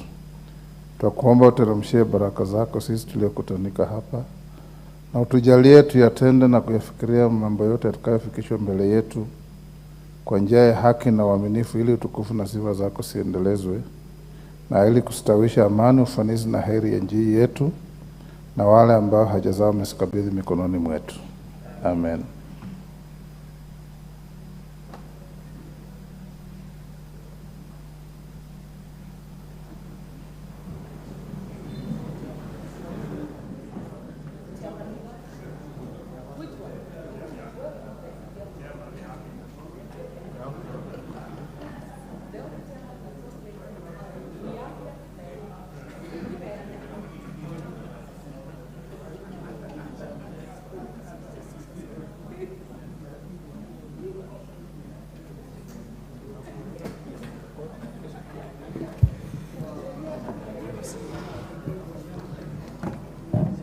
We have quorum to transact business. This is very encouraging so far. Clerk.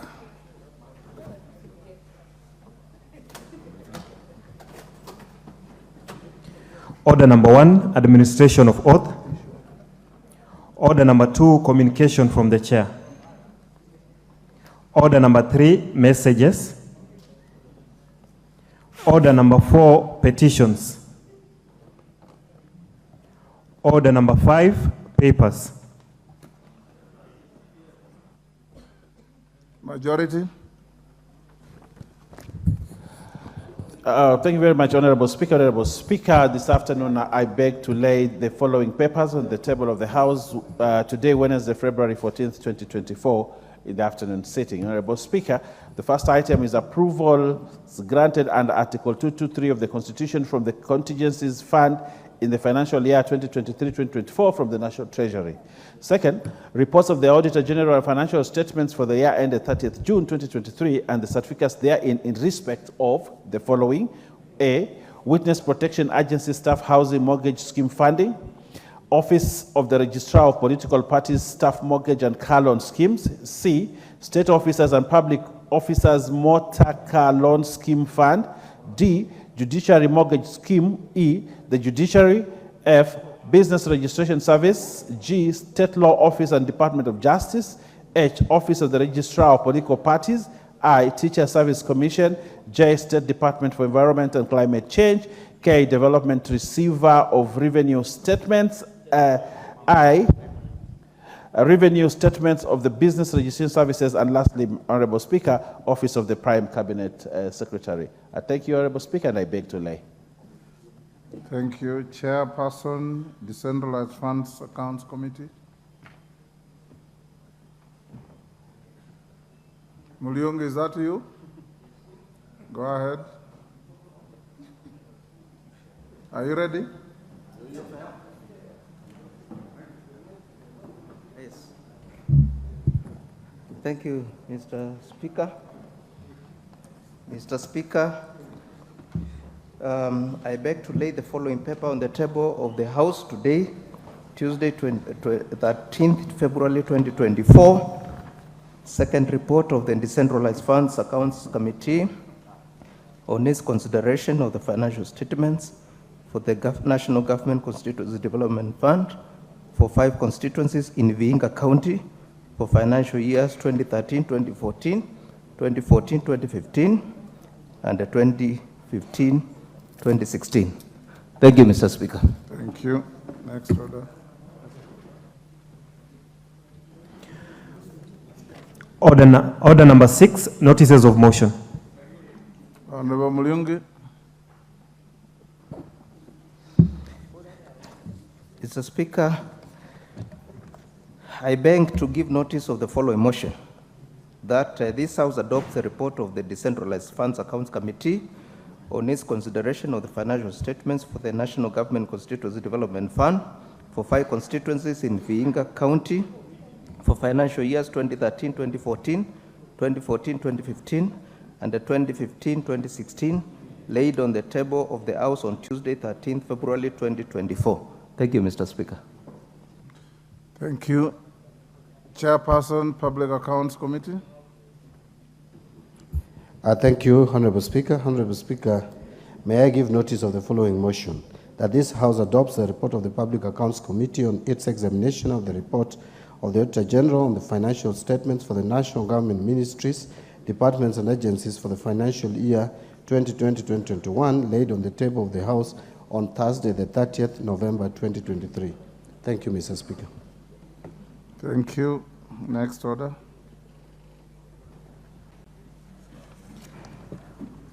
Order number 7, questions and statements. We have no questions. At statements, Musa Sirma. Is Otienda Molo here?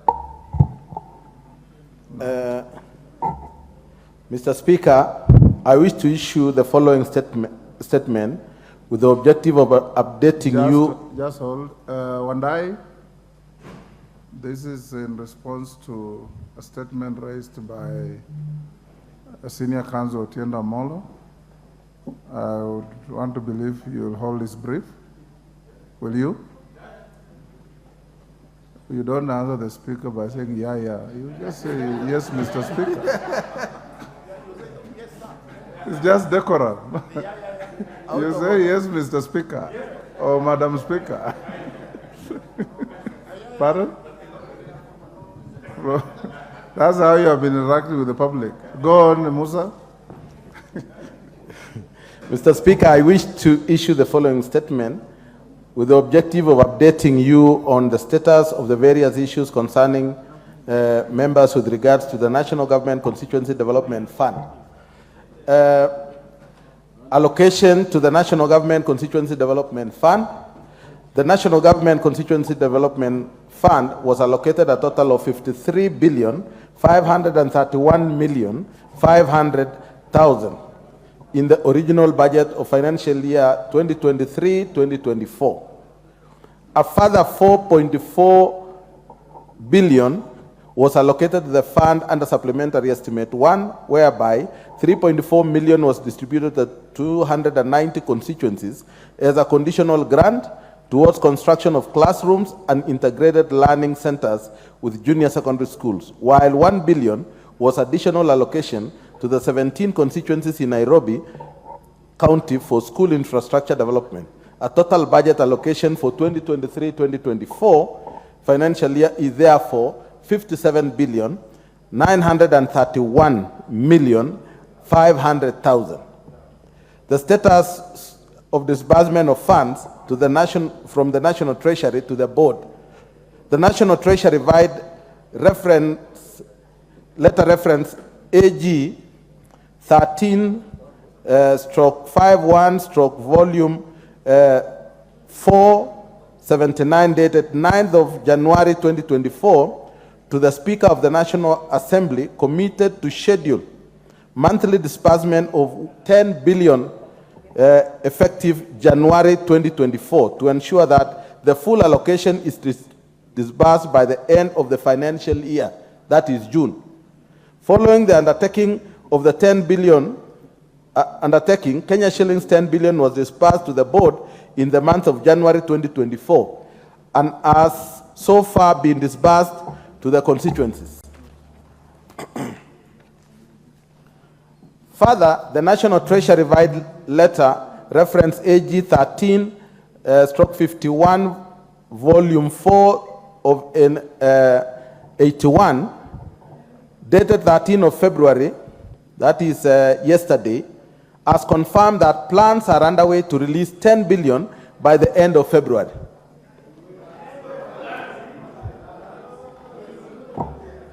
That is the letter of February.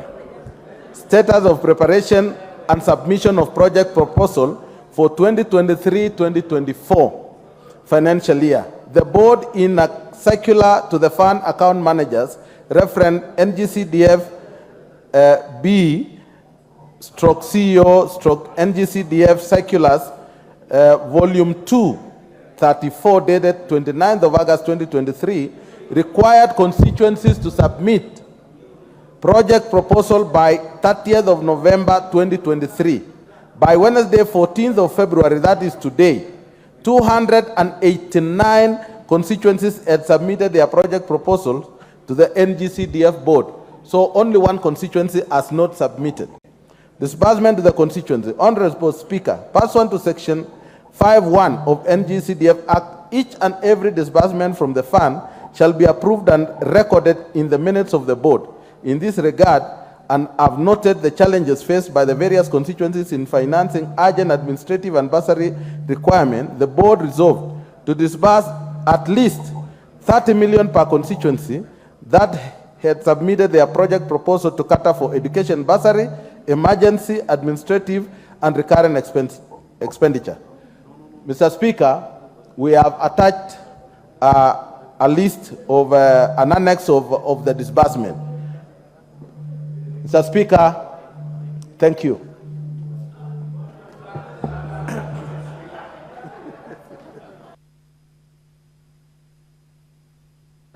Order, Jared Okello. You don't have to stand before you're given an opportunity. and we transact electronically. Just go to intervention, and I'll give you. Elachi. Thank you, Mr. Speaker. While I appreciate what the chairman is saying, Mr. Speaker, I would wish to understand the 1 billion that was given to Nairobi County. We finalized everything as members of parliament, Mr. Speaker, last year. We are waiting, we've been awaiting, and right now, Mr. Speaker, as I speak, I have 5 schools I have had to make makeshifts for students to be able now to learn. And some are even now wondering, what do we do? Because even the dorms, right now, we have State House girls, they are really struggling. We have St. George's. We've had to now rethink to do a multipurpose hall very fast to ensure that we can put in the students. So I would wish to know, when is the 1 billion being released to the Nairobi County so that we can build the classrooms and be able now to take in all the students that we have taken, Mr. Speaker.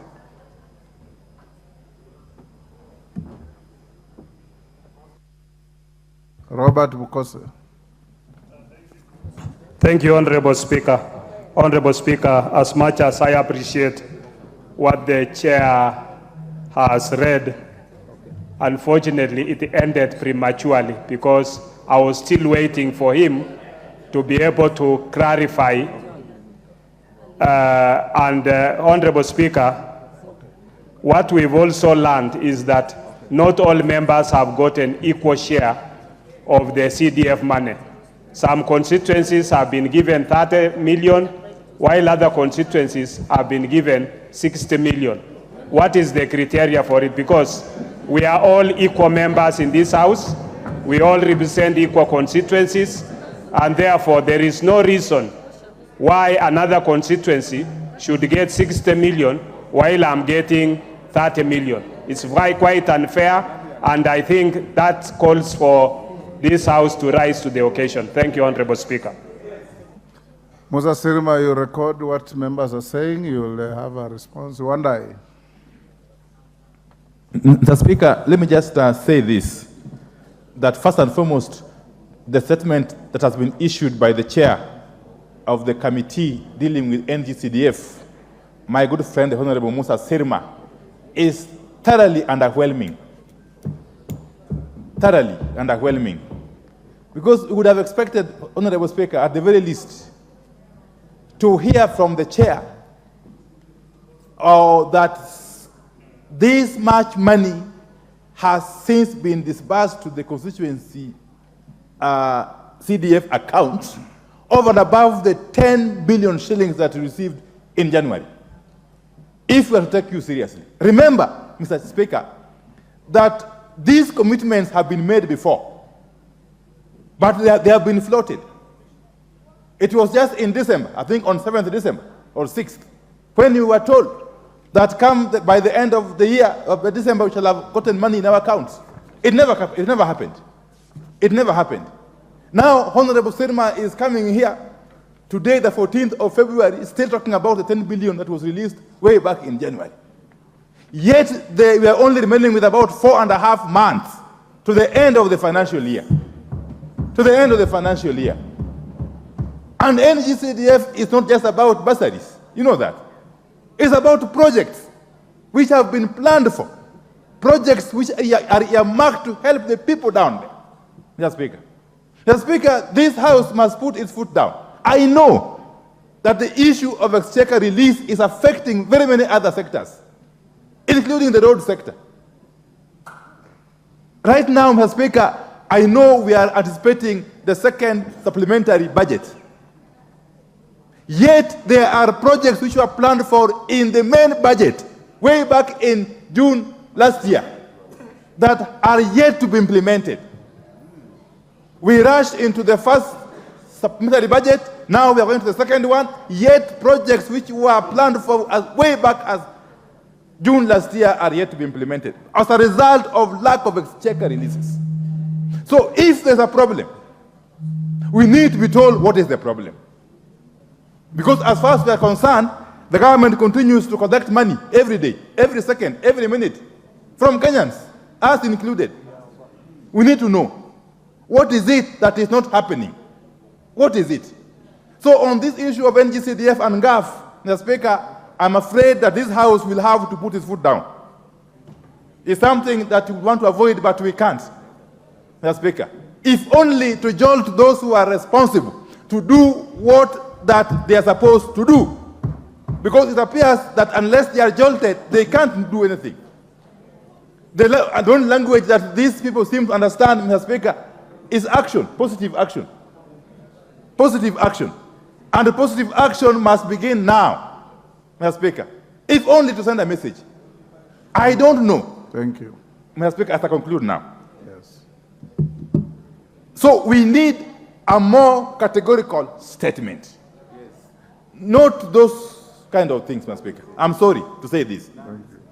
Those ones remain empty promises. And we can't go by promises anymore, Mr. Speaker. They even actually made our Speaker look so bad in the eyes of the public. How dare you make our own Speaker look bad in the eyes of the public? By continuously lying.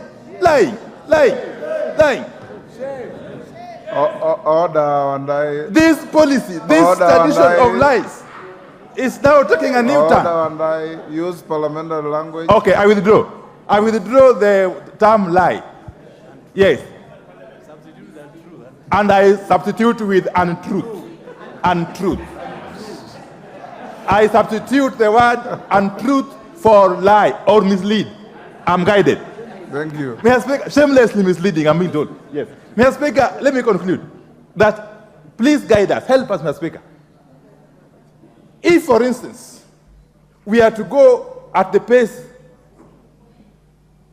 in which we are moving, how sure are you, Honorable Sirma, that these monies, the 47 billion plus that is outstanding, is going to be disbursed by the end of this financial year? There's no guarantee. There's no guarantee. And therefore, we need to move on a pro rata basis. Today is the sixth month of the financial year, the end, actually the 7th month. So we need at least half. We need, okay, at the very least, 60% of the total monies due, which is how much? It's over 35 billion shillings. So unless that is done, Mr. Speaker, I'm sorry. I'm sorry. These members have told me they are unwilling to proceed with any other business. I'm very sorry. I'm just conveying the message. You know, I'm just a messenger. Thank you. You have made your thank point. You. Thank you. Whoever I give 3 minutes, Osoro, your time for 3 minutes. Give Honorable Osoro the Thank you very much, Honorable Speaker. Honorable Speaker, you know, on this issue of NGCDF disbursement, there is usually no minority or majority. It is something that we all agree together collectively. And while I share the sentiments that have been given by Honorable Pio and I, the minority leader, I'm also looking at the history and how we've also been, operating in this House. At a time like this, Honorable Speaker, last year, the disbursement to the constituencies of the NGCDF was about 15 or thereabout percent, or 14, it was actually 14 million shillings, to be exact, at a time like this in January. I tend to think, in as much as there is a bit of some slowness by the Treasury to release the exchequer to the NGCDF board, there has been an improvement. Because at least this time, can I be heard in silence, Honorable Speaker? Order. Can I be heard in silence? Order. No. Let's be practical. Let's be practical. Order, honorable members. Those are his views. Those are you my will views. also be heard. At a time like this last year, we heard about the highest constituency had received 14 million. This year, the lowest is 30 million. Honorable Speaker, those are facts. We have the records. If we go by that scale, then I wouldn't be wrong to say that by the time we close this financial year, just like it happened last year, that every constituency will have received the entire amount in their accounts. So, because last year we were at 14, but by May we were at 100%. We are now at about 30 million, the least. By May, I believe we'll be 100% latest. And I think it's also important for us also to be factual. Honorable Speaker, we are actually in financial crisis. It's true. We are in debts. We are faced with a lot of things. These are pronouncements that have been made by the head of state. And in fact, many of the challenges we are facing were caused by these very people who are shouting at me today here and their masters. And that is true. And I'm not, no, it is true, Honorable Speaker. So even as we say and complain, we also need to appreciate the fact that the Treasury has tried. At least we were able to pay for the Form 1s to go to school. We were able to sort some challenges that we had, and we'll be able to finish this. I submit, Honorable Speaker. Thank you. Thank you. John Bandy. Thank you, Mr. Speaker. Mr. Speaker, these are the statistics. You have 3 minutes. We are in the 8th month. This is 60% of the financial year. You have only disbursed 17.5%. That is very, very bad for budget performance. I want to take it from there. Secondly, for the 15 years, Mr. Speaker, that I was a member of Parliament for Gwasi and Super South, there is no single time that we ever crossed December with less than 50%. You can go back to records. That last year was not MP for Super South. I am talking about my time as member of Parliament for Gwasi and then Super South. So, Mr. Speaker, when we are talking about money being disbursed, let us look at it in a wider scale. This is affecting economic growth of the country, because if you don't give money to the grassroots for development, you are slowing general economic growth of the country. If you give money towards the end of the financial year, it has implications on budget absorption. So, Mr. Speaker, finally, I want to challenge the committee, and with all due respect to my senior colleague and friend, Honorable Musa Sirma, your committee is the worst in performance ever since I came to this Parliament. Please don't take this matter lightly. It is your duty. It is not the duty of the Speaker, Mr. Speaker. It is the duty of the committee. That is why we formed that committee, to be in place to ensure that monies are disbursed together with the leadership of majority. And you find leadership of majority defending the executive when the executive is not releasing money, yet other ministries and state departments are receiving allocations, and I'm aware. So, Mr. Speaker, this matter should not be treated casually. We need money to go to the grassroots for development of our country. The country must move forward. And that can only happen if we get serious with this work. Let us not look at CDF as if it is money for members of Parliament. It is not. This money belongs to the communities across the country. So this money should go there. I'm a nominated member of Parliament, but I know I need money in Super South so that schools are developed. I need money there so that students get bursary. They don't come to my home every morning. Parents are coming to my home because they can't get money.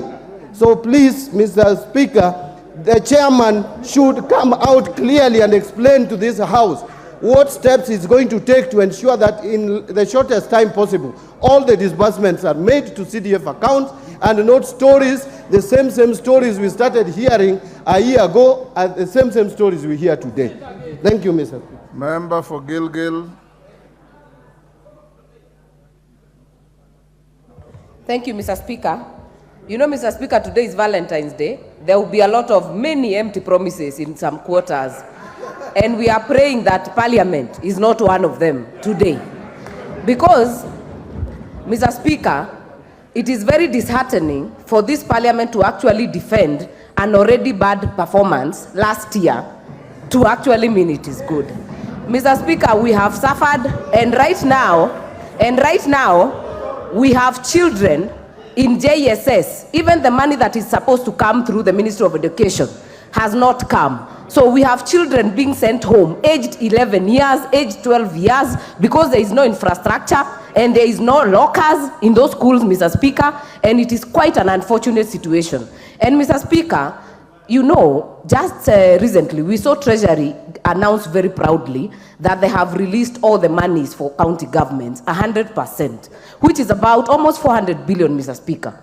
The money that is going to CDF is a mere 44 billion, Mr. Speaker, 44 billion. And Mr. Speaker, that's a mere 10%. And the money that goes to the counties, you are not even able to tell what does what. Where does that money go, Mr. Speaker? The money that is felt in the grassroots, the money that is felt in the constituencies and in the country is CDF, Mr. Speaker. And Mr. Speaker, I actually think the CS Treasury owes you an apology, because they have put you in a very funny position to speak on an issue that is not yours, the committee's work, Mr. Speaker, to make a promissory note to this House, and they have not honored it, Mr. Speaker. And what we have had today is an extended promissory note, Mr. Speaker. I think it is a time that we put our foot down, Mr. Speaker. This money is not for members of parliament. This money is for our constituencies. It is for the whole country, Mr. Speaker, and the only equalizer in development that we can be able to see. So I think, the chair of CDF committee, there needs to be a bit of pulling up their socks in terms of performance. This money, this space, this speed is not acceptable. It is not working, and we are actually having children become victims and to be collateral damage in this mess, Mr. Speaker. I submit. Thank you. Thank you. Makali Mulu. Yeah, thank you very much, Honorable Speaker. Honorable Speaker, I've been in this House for the last 12 years. I've served in 2 parliaments, and this is the 3rd one, Honorable Speaker. And I want to remind my colleagues who are chairs and who are in leadership in this House that we have seen chairs of committees in the past. We have been able to assess their performance, including chair of the CDF committee. We have seen about 3 in the past before the current one. And what I'm seeing, Honorable Speaker, I see a situation where members of this House who have been given the responsibility to lead committees and to represent fellow colleagues who are members of parliament, they behave as if they have become cabinet secretaries of the current government. So that anytime you go to television, anytime you are here, the way you address us who are your colleagues is as if you are sitting here as the Minister for Finance, as if you are sitting here for me, Honorable Speaker. I think what we are saying is this, and I want to agree with the Honorable Mbandi said.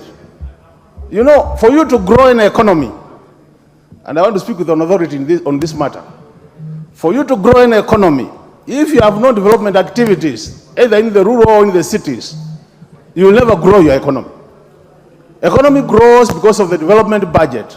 And when you look at what is happening, Honorable Speaker, it's as if this money, CDF money, goes to our pockets as members of parliament. Far from the truth. It goes to do development. So colleagues who are in leadership, I want to urge you, please separate the executive and parliament matters to do with financing. The budget of parliament is less than 2% of the total budget of this country. It's about 1.02. And I wonder, as you are trying to tell us to keep on waiting and waiting, the ministries are doing their business on a serious note. So are we saying that you don't want members to support the local economies? And I agree with Wagari when she says, the only people who are working is this money, is the money which goes to the people. Governors have their money, and you can see what is happening. We all come from different counties. So please, colleagues, behave as if you are members of parliament and protect the independence of parliament when it comes to matters to do with functions of parliament. I submit, Honorable Speaker. Maklap.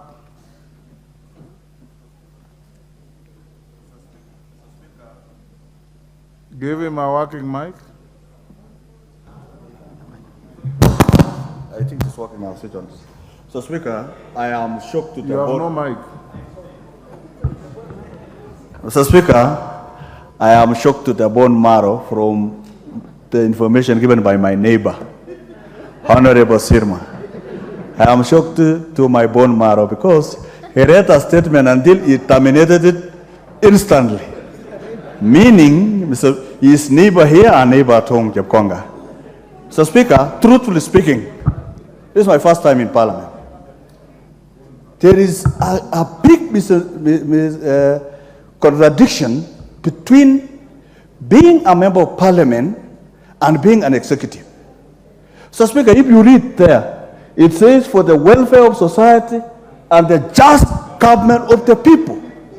We are the people who represent the interests of the very poor, the have-nots at home, the hustlers at home, Mr. Speaker. This is the only fund that equalizes Kenya. It doesn't deserve regions of who voted for government, and it doesn't deserve regions. It serves all the people of Kenya. This is the NGCDF and the NGAV, Mr. Speaker. So, Mr. Speaker, this House, going forward, Mr. Speaker, before we appropriate any funds to any ministry, Mr. Speaker, the first charge going forward shall become the NGCDF, so that we can be able to sort out the problems of this country. So, Mr. Speaker, I come from a constituency that is suffering from banditry. The children are on my shoulders. I got the first 30, I dispersed it. Now there is nothing. Mr. Speaker, it is a serious matter that Njuguna Dungu and his treasury mandarins and my chairman here should actually put it as a priority for the nation to release this money this week so that we are able to send children to school, Mr. Speaker.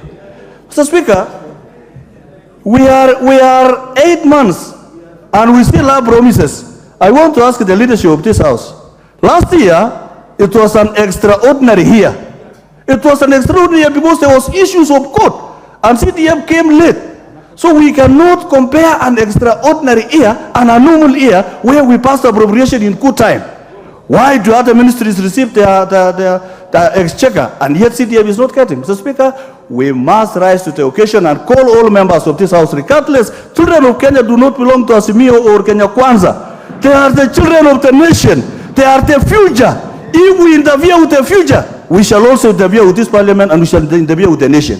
Mr. Speaker, we must rise as members and defend the people of Kenya. Thank you, Mr. Speaker. Nabii Nabwera.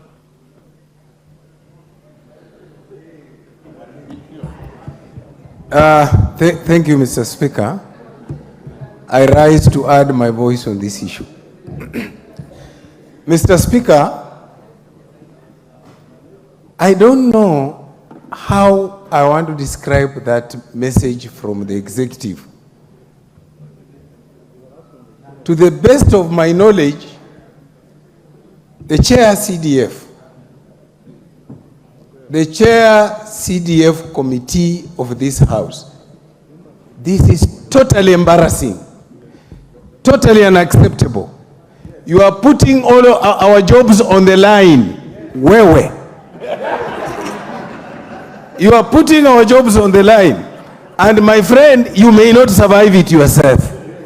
Because, Mr. Speaker, the most heartening thing about this NGCDF, lack of disbursement, is that the schools in Kenya, instead of receiving 50% of capitation, they received 20. So in a week or two, the schools will not be operating. The day schools will send children home. What will we do with those children? Why are we trying to kill a generation? Mr. Speaker, I want to stand here and confirm that the head of this country stood in my constituency and said the economy has improved. And if the economy has improved, where is the money of CDF? Because the economy has improved. That is the head of state. I find it totally unacceptable that the CS Treasury, who misled the Speaker of this House by making a promise that in 2 months' time we are here, the money has not come. Mr. Speaker, the best thing for this house is, one, to tell the CDF committee to go and camp in the CS Treasury's office. They should leave this house. Waende wadai pesa. Secondly, that there should be no business until there is money released to CDF. Thank you, Mr. Speaker. Owen Bayer. Thank you very much. Actually, like my brother Moses Sirma, I'll give two, then you respond. Has said that it's actually very difficult at this particular moment to defend government. And CDF cuts across both Azimio and Kenya Kwanza. But Honorable Speaker, it's also important, like my brother, the good doctor on the other side has said, Dr. Makali, the economy needs to grow, and it can only grow through development. And it is on that basis, Honorable Speaker, that I would like to say this, that at this particular point in time, in 2023, and you remember when we went to Mombasa and we had the issues, and when we were, we only had around between 10 and 14 million in our accounts, like the whip has stated. And just like it has been said, the economy has grown. Yes, because right now, we have more money than at that particular time now. If you look at the statistics that we are supposed to have 50 billion for CDF. As we speak now, we have around 9 billion that has been disbursed. The Treasury, in their communication yesterday, has said they will disburse 10 billion shillings a month. And they disbursed in January 10 billion. We are waiting for the disbursement for February, 10 billion. And as they follow up that 10 billion per month, according to their letter, by the time we get to June, they will have disbursed all the 50 billion, and every constituency will have its money. And those are facts. And that is correct. Because if we disburse 10 billion February, 10 billion March, 10 billion April, 10 billion May, 10 billion June, we will have disbursed all the money that is required to be disbursed for NGCDF. And these are facts, and this is the reality. Today, Treasury may not be able to disburse all the money. But this letter that has come in today to Parliament is a commitment that the 10 billion, the 50 billion will be disbursed within the period for which it is required to have been disbursed. Honorable Speaker, we even know how expenditure goes in constituencies. Today, if Opio Wandai is given all his 157 million today, if it is in his account, will he spend it, all of it today? It's not possible. Absorption is not possible. This money must come on a formula. 10 billion every month, what can be managed? But today, if Jared Okello is given all... Give him a minute. 1 minute. If all the money is given to him, 100+ billion today, what will he do with it? All of it. It has to be given in phases so that it is useful to the constituencies. Honorable Speaker, Order. I want to say this. We must be realistic even when we demand CDF. We must be realistic on the demands that we make. CDF must be paid within the financial year, and it will be paid within the financial year. I rest my case. Thank you very much, Honorable Speaker. Atandi. Order, honorable members. Thank you very much, Honorable Speaker. Honorable Speaker, I want to say that this matter is very, very serious, and I am ashamed as a member of Parliament when the Honorable Owen Bayer is rising on the floor, Honorable Speaker, to defend the Minister for Treasury, who has already lied to this House and misled this House through a communication to you.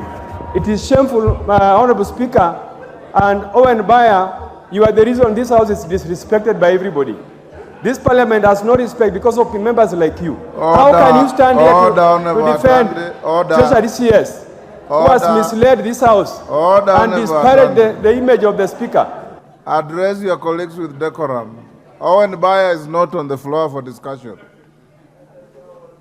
Honorable Speaker. Talk about CDF. Honorable Speaker, as I conclude, yes. I want to say, Honorable Speaker, that in addition to CDF, the national government, the executive has refused to disburse development expenditure which was passed in this House. There is no development that is going on in this country, Madam Speaker. Honorable Speaker, and every day, members of the executive are all over the country, driving in fuel guzzlers. The president is everywhere, all over the country, is launching non-existent projects. When we know very well that, Honorable Speaker, we pass a budget in this House, there's no development going on.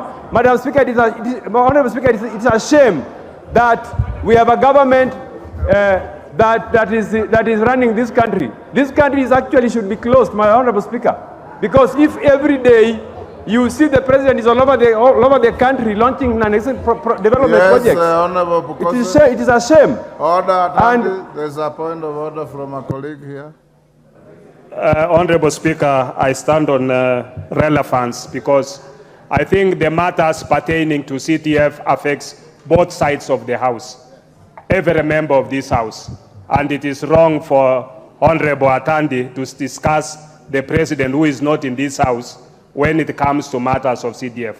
Please, let's stick to CDF. We discuss about how we want it to be dispersed within our constituency, and more so the statement that was read by Honorable Chair for CDF. With all due respect, Honorable Atandi, let's leave the president out of this. Indeed, Honorable Atandi, if you listen to the statement from Musa Sirma, there was no mention of the president anywhere. Talk about CDF, how it affects your constituency, and how it should be disbursed. That is the issue on the floor. Honorable Speaker, thank you. Honorable Speaker, what I was trying to say, Honorable Speaker, is that there's no development going on across the country. CDF included, all the projects that we passed here. We have 4 months to the end of the financial year. And if you walk across the country, there's nothing going on. Staff in ministries are just lazing around. So we have to really get serious. If we want this country to grow, it can't grow by just talking. So government side, you should stop talking and go and work, because you took over power because you had to serve the country. Yeah, that's the message I'm trying to tell you. You cannot come here and shout here and defend government when there's nothing going on. Yeah.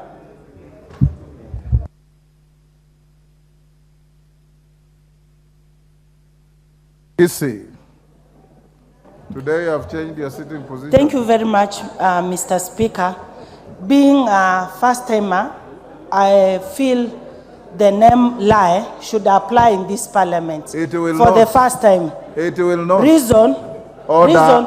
Okay, I withdraw. But reason, Mr. Speaker, on 3rd of May, we had the Minister for Education, Mr. Machogu, when he came here, he told the women reps on the sanitary pads issue.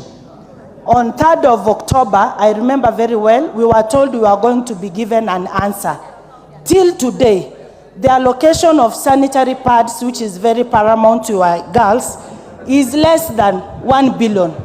We are talking of less than 1 billion. This is second month our girls are in school, meaning they are not having their periods. That's why we cannot receive those essential things. As a woman, that is a cycle. You go every month. And when there is change of weather, you can go twice a month. When you eat well, it is a whole month. You can go 3 times, Mr. Speaker. Safe to you if you are pregnant, which we don't encourage our young girls at this particular time. We've not been given any answer, Mr. Speaker. Yet we are told Parliament is the house of order. It is a hallowed house. What are we? What are we, Mr. Speaker? Today is Valentine. Why are women in this house, most of us wearing black? Because women are killed.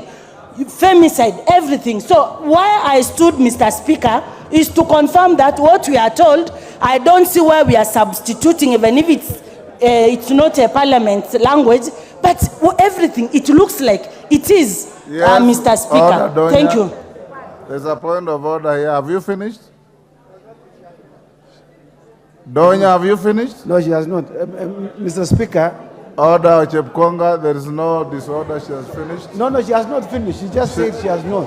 She has confirmed. She's yielded the floor. I heard, Mr. Speaker. You know you are very far from her. Yes. Give him the mic. Why, Mr. Speaker, I respect Honorable Ndonya.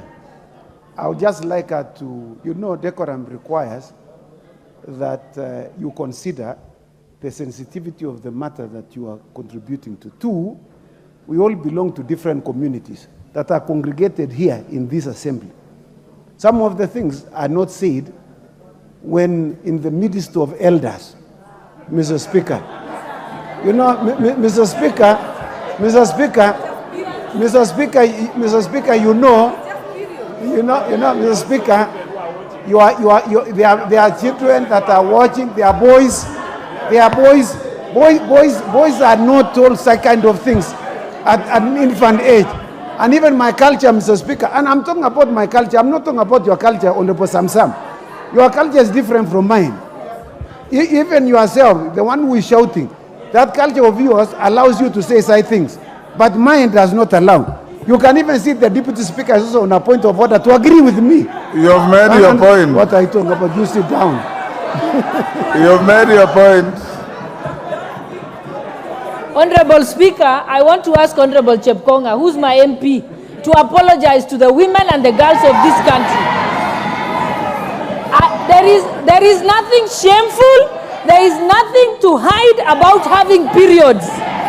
Because Honorable Chepkonga has a wife who had periods, who gave birth, and who got pregnant by him. Yeah, order. So please, there is nothing shameful. Order. Nothing shameful. Order, Deputy Speaker. Order. Honorable Nguna, you are rapidly distinguishing yourself as a major heckler in this house. And it's not a very good reputation. Order, honorable members. Order. I thought you were discussing very serious business. And you are now degenerating into trivia. That is not helpful. Women rep of Kilifi. Asante Mheshimiwa Spika. Nataka kuzungumzia kuhusu pesa za ngafu ambazo ni za uwakilishi wa kike ndani ya bunge. Wabunge wanazungumza kuhusu pesa za NGCDF peke yake. Sisi kama uwakilishi wa kike ndani ya bunge hili tuko katika dau hilo, hatujapata pesa hizi. Mheshimiwa Spika, mimi Mbeyu nikiwa kwa mara ya pili ndani ya bunge hili, wanayoyafanya wabunge wa eneo bunge moja tunayafanya sisi zaidi. Kama ni kulipa bursary, kama ni kulipa pesa za full scholarship, mimi Mbeyu nafanya kule Kilifi.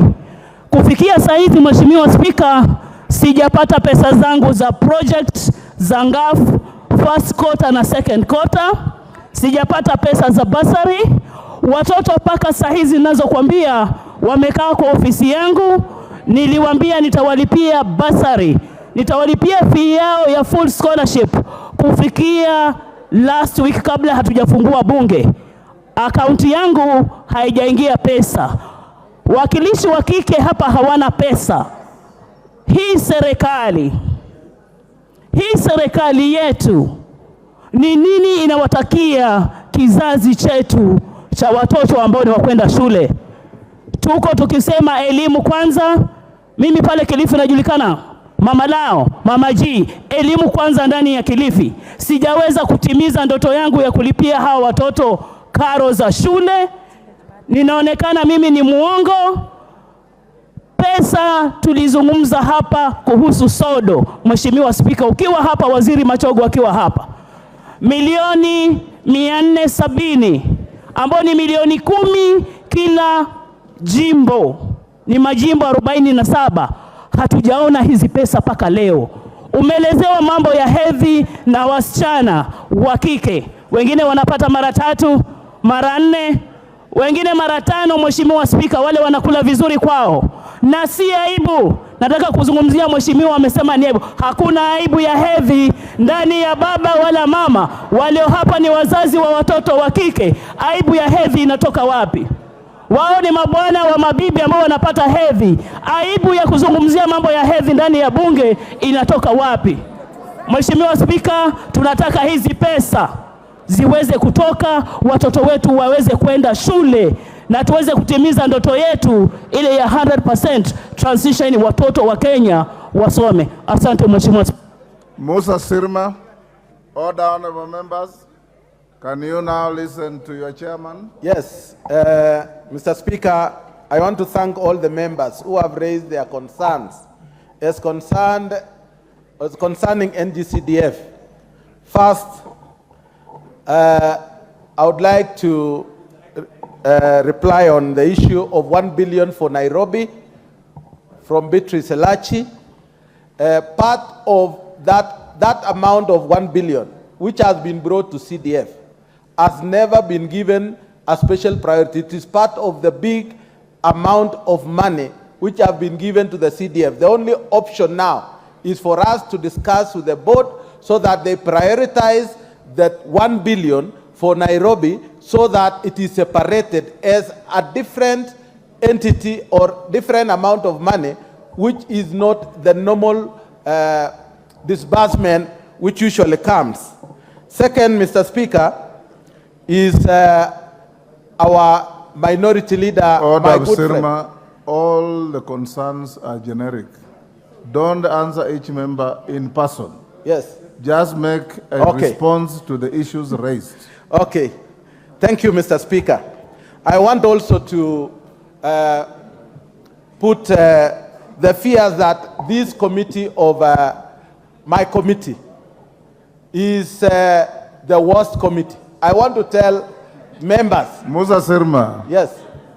Answer 3 issues. Why is there a delay? When is the money being disbursed?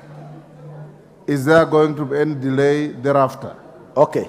Whether you are competent or because not, I wanted to put it clear because I inherited a debt of 4.9 billion, and by the end of June last year, I had cleared all the pennies. Mr. Speaker, thank you for that, and I want to say that the National Treasury has committed to pay the 10 billion every month, and I want to take our members back to last year. Last year, the first disbursement we got of 4 billion was done in February, and another 4 billion before the end of February. That made a total of 8 billion by end of February. And Mr. Speaker, by the end of June, including the debt of 4.9 billion, were all paid. And I'm sure members whom we have been talking together last year, those who managed to interact with me, most of them were congratulating me for doing a good job. I don't know what changed. Because they were saying you have done a good job. What has Give him the mic. Give him the mic. I want you to trust me, members, because I never let you down last year, and I will still do the same this year, because it is about disbursement, and I promise you by end of February, you have 20 billion shillings in your account. And the other of March, that makes 30 billion. And in April, you will have 40 billion. And in May, you will have 50 billion. And the balance of 7 billion will be paid in June. So it is as easy as that. Those are the mathematics which are there. So, Mr. Speaker, all this, it is all about trust. If you trusted me last year, you have a chance of trusting me this year. So I want to ask members, as we move forward, let us move with one spirit, that we have the hope that the future is bright, and our children will get their fees before the end of this month, and therefore we should be able to agree on the issues which we have put forward. And the plans which have been put by the government, Treasury are going to release that money. So, Mr. Speaker, we have commitment letters which we are working with, and therefore, let us not refer to the commitment letters which were addressed before. Today we got a commitment, a firm commitment, and I have put it before you members, that you can read that commitment and hold me to it. So, Mr. Speaker, I beg to stop at that. Honorable members, honorable members, thank you, Musa Sirma. As you know, the chair has no dog in this fight. It is your chair whom you elected who has given you an assurance. Let's give him the benefit of doubt. And I will also, as the leader of the House, as your speaker, exert some soft pressure elsewhere to see if the money can be forthcoming as quickly as possible. Let's now proceed back to order number 6 and invite Esther Passaris. I had approved a motion of adjournment for you to give notice of your motion. Thank you, Mr. Speaker. Honorable Speaker, pursuant to the Standing Order number 33-1, I rise to seek leave for adjournment of the House to discuss a definite matter of urgent national importance in regard to rising femicide in the country. Article 26 of the Constitution provides that every person has the right to life. This right is inalienable and accrues to every person regardless of age, gender, and social status. Sadly, there have been increasing cases of femicide and violence targeting women and girls in Kenya. Can you give the member some water? And especially Nairobi County. This is disheartening and goes against the provisions of the law and basic human rights. Honorable Speaker, femicide is not just a crime, but a gendered crime and a violation of human rights. It is noted that the recent cases of femicide are not isolated incidents, but symptoms of a broader issue requiring urgent national solutions. Honorable Speaker, it is against this background that I seek leave for the adjournment of the House to discuss this matter of national concern with a view to exploring possible ways of curbing the widespread cases of femicide. Thank you, Honorable Speaker. Have the requisite support.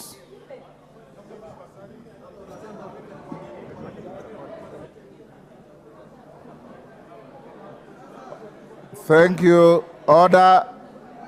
You have the requisite numbers. You may take your seats, honorable members. Order. Honorable Passaris. Order. Order, members. Members on their feet, take your seats. Order, order, Owen. Order. Order. Honorable Passaris, you have the requisite numbers to support your motion of adjournment, and I direct that you will move your motion after order number 14 or at 5, whichever comes earlier. And I'll allocate it 2 hours for debate. Next order. Order number 8, procedural motion, limitation of debate on sessional papers. Majority Leader.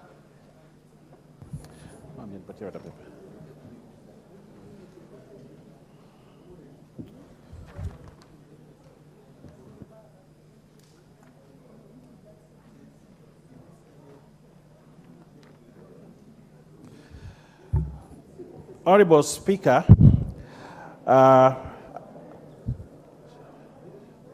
session paper. That pursuant to the provision of Standing Order 97-1, This House orders that each speech in a debate on any sessional paper shall be limited as follows. A maximum of 2.5 hours with not more than 20 minutes for the mover in moving and 5 minutes for any other member speaking, including the leader of the majority party and the leader of the minority party and the chairperson of the relevant committee, if the sessional paper is not moved by the chairperson of the relevant committee, and that 10 minutes before the expiry of the time, the mover shall be called upon to reply, and further that priority in speaking shall be accorded to the leader of the majority party and the leader of the minority party in that order. Honorable Speaker, I would like to ask the Honorable Jamatia to second.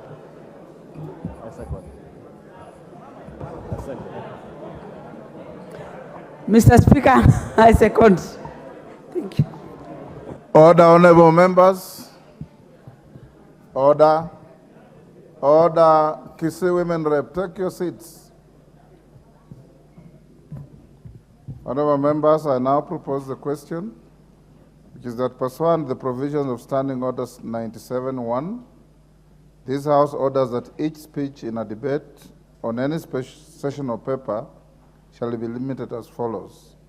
A maximum of 2.5 hours, with not more than 20 minutes for the mover in moving and 5 minutes for any other member speaking, including the leader of the majority party and the leader of the minority party, and the chairperson of the relevant committee if the session or paper is not moved by the chairperson of the relevant committee. And that 10 minutes before the expiry of the time, the mover shall be called upon to reply, and further, that priority in speaking shall be accorded to the leader of the majority party and the leader of the minority party in that order. I now put the question. Leah, take your seat. Take your seat.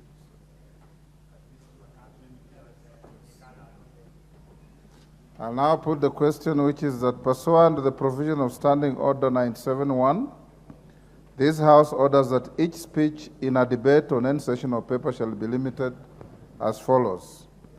A maximum of 2.5 hours with not more than 20 minutes for the mover in moving and 5 minutes for any other member speaking, including the leader of the majority party and the leader of the minority party and the chairperson of the relevant committee, if the session or paper is not moved by the chairperson of the relevant committee.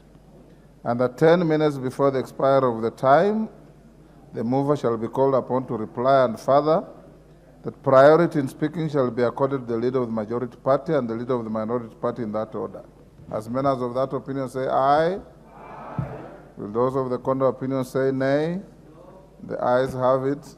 Next order. Order number 9, procedural motion, limitation on debate on reports of constitutional commissions and independent offices. Majority Leader. Honorable Speaker, I beg to move the motion that pursuant to the provision Standing Order 97-1, this House orders that each speech in debate on reports of constitutional commissions and independent offices be limited as follows. A maximum of 4 hours with not more than 30 minutes for the mover in moving and 10 minutes in replying. A maximum of 30 minutes for the chairperson of the relevant committee, and a maximum of 10 minutes for any other member speaking except the leader of the majority party and the leader of the minority party, who shall be limited to a maximum of 15 minutes each, and that priority be accorded to the chairperson of the relevant committee, the leader of the majority party and leader of the minority party in that order. Honorable Speaker, I request the women rep for Kericho to second. Who is women rep for seconding? Kemei. Thank you, Honorable Speaker. I second. Order, Honorable McClap. Honorable members, I now propose the question that pursuant to the provision of Standing Order 97-1, this House orders that each speech in debate on reports of constitutional commissions and independent offices be limited as follows. A maximum of 4 hours with not more than 30 minutes for the mover in moving, 10 minutes in replying, a maximum of 30 minutes for the chairperson of the relevant committee, and a maximum of 10 minutes for any other member speaking, except the leader of the majority party and the leader of the minority party, who shall be limited to a maximum of 15 minutes each, and that priority be accorded to the chairperson of the relevant committee, the leader of the majority party, and the leader of the minority party in that order. I now put the question, which is that pursuant to the provision of Standing Order 971, this House orders that each speech in debate on reports of constitutional commissions and independent offices be limited as follows. A maximum of 4 hours with not more than 30 minutes for the mover in moving, and 10 minutes in replying, a maximum of 30 minutes for the chairperson of the relevant committee, and a maximum of 10 minutes for any other member speaking except the leader of the majority party and the leader of the minority party, who shall be limited to a maximum of 15 minutes each, and that priority be accorded to the chairperson of the relevant committee, the leader of the majority party, and the leader of the minority party in that order. As members of that opinion say aye. Aye. Will those of the contrary opinion say nay? The ayes have it. Next order. Order number 10, procedural motion, limitation on debate on the annual estimates and committee of supply.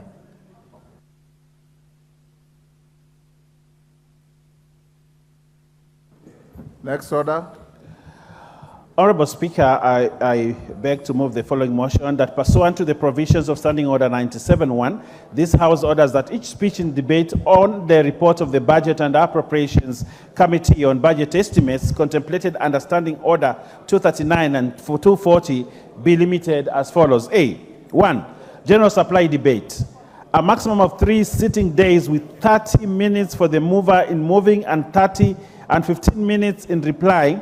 A maximum of 15 minutes for each of the chairpersons of the departmental committees, and a maximum of 10 minutes for any other member speaking except the leader of the majority party and the leader of the minority party, who shall be limited to a maximum of 15 minutes each, and the priority in speaking be accorded to the leader of the majority party, the leader of the minority party, and the respective chairpersons of the departmental committee in the order that they appear in the second schedule to standing orders. And 2, committee of supply, a maximum of 6 sitting days for the consideration of the proposed allocations to the respective votes or programs in the order specified in the schedule submitted by the Budget and Appropriations Committee.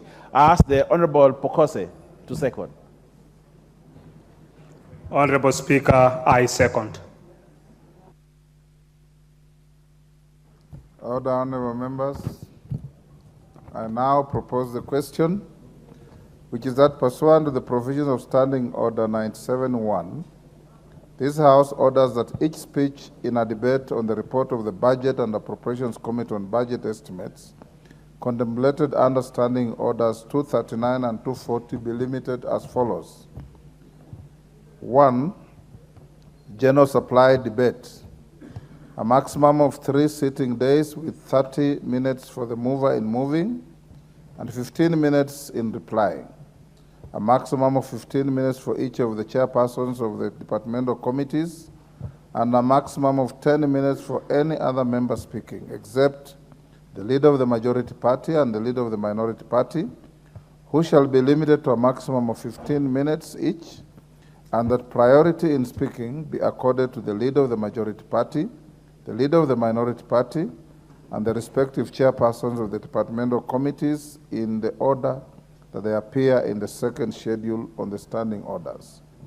2, committee of supply. A maximum of 6 sitting days for the consideration of the proposed allocations to the respective votes and programs in the order specified in the schedule submitted by the Budget and Appropriations Committee. Yes, Honorable Milemba. Thank you, Honorable Speaker, and sorry, Honorable Bokose. I think I have some input on this, and I'm not opposed to what has been read and proposed. However, those in charge of those committees that are charged with the responsibility of budget, issues of supply, and so on and so forth, should bring those reports early enough in the House, Honorable Speaker, so that they are actually given enough time for discussion. I remember in the last session, members moved too fast, and by the time they were passing the so-said proposals, later on, that's how members came to you, Honorable Speaker, asking for the CS for transport to come and explain certain things. I think it needs to be given enough time, and those chairmen bring those reports on time so that members and the country understand exactly what we are doing, especially on that issue. Thank you, Honorable Speaker. Honorable Undo. Thank you, Honorable Speaker. I just to join now echo the sentiments of my colleague, Honorable Mwalimu. Honorable Speaker, Parliament is a house of debate, and more so is given the task of budget making. In the last session of the last year, Honorable Speaker, we have had this tendency of members rising on certain standing order to curtail debate, to an extent that many of the young MPs and the new MPs have not mastered the art and the process and the stages involved in budget making. I do want to urge you, and I want to urge the majority leader and the leadership on that side, and the committee members and any member who's in the speaker's panel, let us do justice to the people of Kenya. Let's allow elaborate and adequate debate on any matters that come before this House. Honorable Speaker, there isn't a very good narrative about Parliament outside there. And on many occasions, you have been forced to respond to very snide and bad comments about Parliament. It's time now, we have the opportunity, we have the time to right the wrongs. And I want to urge the leadership on the majority side, allow debate to flourish so that Kenyans can see and feel their Parliament at work. Thank you, Honorable Speaker. Thank you, Honorable Undo. Honorable members, before I put the question, allow me to acknowledge in the Speaker's gallery Othaya Boys School, I believe, from Othaya constituency in Nyeri. On my own behalf and on your behalf, I welcome the students and their teachers to the House of Parliament. I now put the question,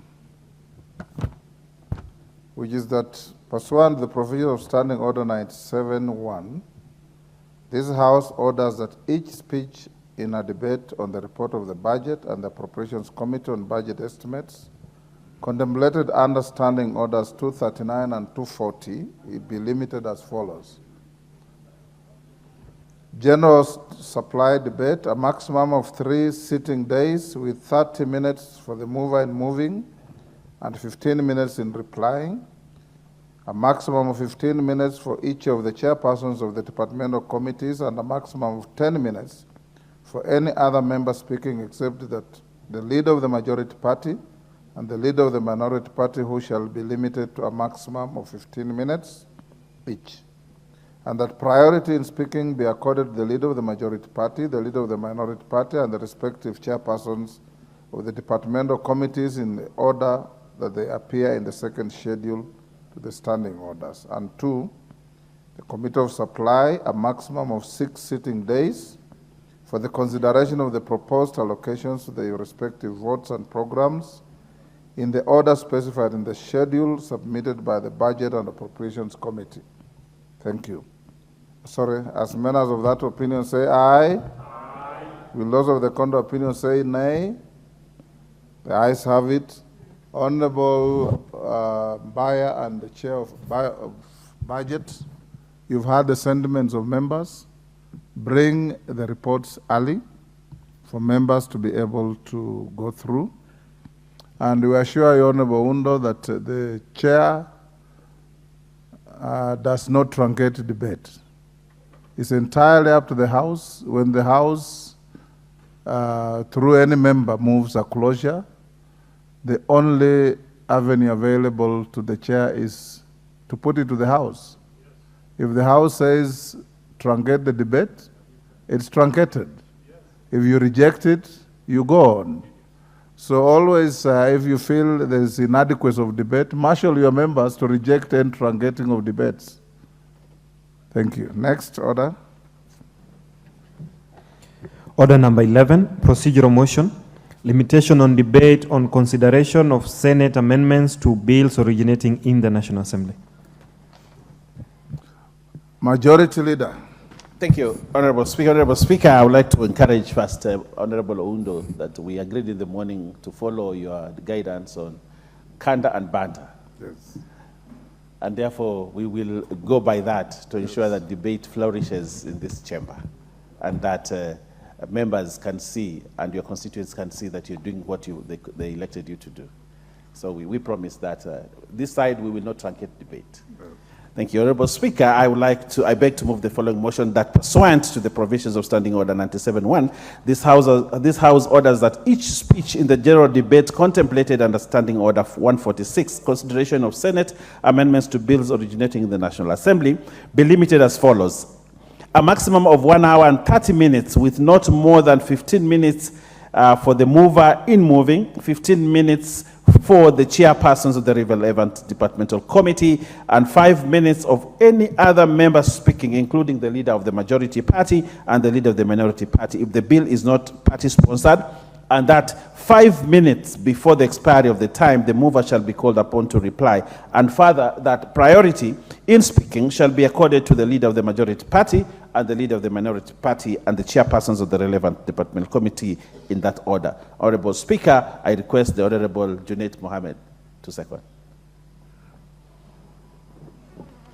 Mr. Speaker, I stand to second, but I wanted to say also that, Mr. Speaker, the 5 minutes normally, because of the interest that is shown always by members in the debate, so normally sometimes reduced to 3 minutes, 2 minutes. So I know it's because of the interest, not because of the speaker, that's shown by many members who want to speak to it. But let's see if we can increase the time on that bill, the time of debating, the period that the bill still stays in the House for debating. But otherwise, I second, Mr. Speaker. Honorable Junaid, before I propose the question, you know, in comparable jurisdictions, you as the whips, when you have such technical debates on motions such as budget, appropriations, it's within your competence as the whips to actually give the speaker a few of your preferred sharpshooters who can articulate issues. The leader of majority can approach the chair and say, on this particular issue, our best economists to articulate the issues include so and so, so and so. We'll still give others, but we also abide by your opinions as whips. On your side also, if you have people who have better knowledge and schooling in economics, in accounts, and in matters relating to budget, the chairs will always give you priority to give 1 or 2, 3 well-schooled members who can then give better opinions to the House to inform debate. So it's entirely up to you also to decide how you assist the chair, so that once you have all those that you prefer, and don't bring lists of your friends, bring lists of people who add value to debate. Then thereafter, we can limit to 2 minutes to each other member to complement what your sharpshooters have already placed on the floor. This is done in the House of Commons, everywhere, in Australia, in Canada, in the entire Commonwealth jurisdiction. So it's not strange to this country. I've not proposed the question. I was just guiding Honorable Junaid in his lamentation. Honorable members, I now propose the question, which is that pursuant to the provisions of Standing Order 971, the House orders that each speech in the general debate contemplated under Standing Order 146, consideration of Senate amendments to bills originating in the National Assembly, be limited as follows. A maximum of 1 hour and 30 minutes with not more than 15 minutes for the mover and moving, 15 minutes for the chairperson of the relevant departmental committee, and 5 minutes for any other member speaking, including the leader of the majority party and the leader of the minority party, if the bill is not party-sponsored, and that 5 minutes before the expiry of the time, the mover shall be called upon to reply, and further, that the priority in speaking shall be accorded to the leader of the majority party, the leader of the minority party, and the chairperson of the relevant departmental committee in that order. I put the question? Yes, Honorable Pukose and KJ, you'll follow. Thank you, Honorable Speaker. Honorable Speaker, I just wanted to remind my colleagues, Honorable Undo, that as much as the House is for debate, but we have a legislative role that we must also play. That at various stages, there is a bill when it is maybe in the second reading where we need to be able to debate it. Then you have a stage where you have the committee of the whole House when we are supposed to be legislating. So we should also be able to understand and give preference in as far as at times when when we move understanding order 95 that the mover be called to reply or that kind of thing, that to bring the debate to an end. Because we also want to be able to make that law into place. And at times even time might be running out. So there are all many other considerations. And we'll ask that both our sides, we are able to listen to each other, we are able to debate, and be able to defend our positions. Thank you, Honorable Speaker. KJ? Mr. Speaker, I truly thank you, and I take this opportunity to wish you a happy new year and also congratulate you and the clerk of the National Assembly for amazing work that happened in this parliament during the recess.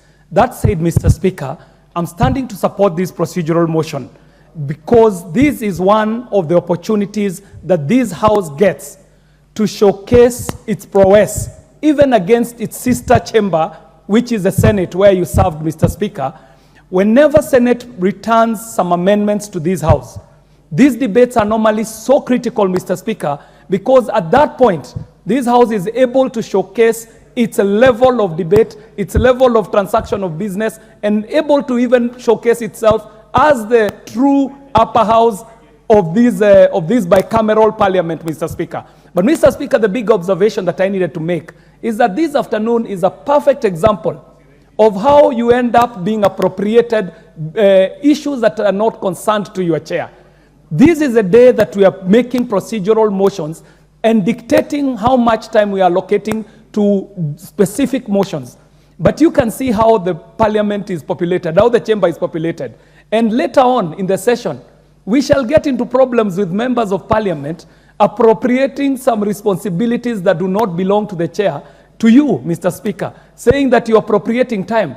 But when the business was being conducted, these members were actually not in chamber. So, Mr. Speaker, it is again calling upon the whips of this House to actually whip the members of the different parties, Mr. Speaker, so that they are present when very serious business is happening, up to and including, Mr. Speaker, what looks like mundane business, like procedural motions, up to and including, Mr. Speaker, the what we call the omnibus bills, where we suffer quorum hitches because of mobilization of members to participate in very important debate. Mr. Speaker, I support the procedural motion. I'm okay with the time appropriated. Thank you very much, Mr. Speaker.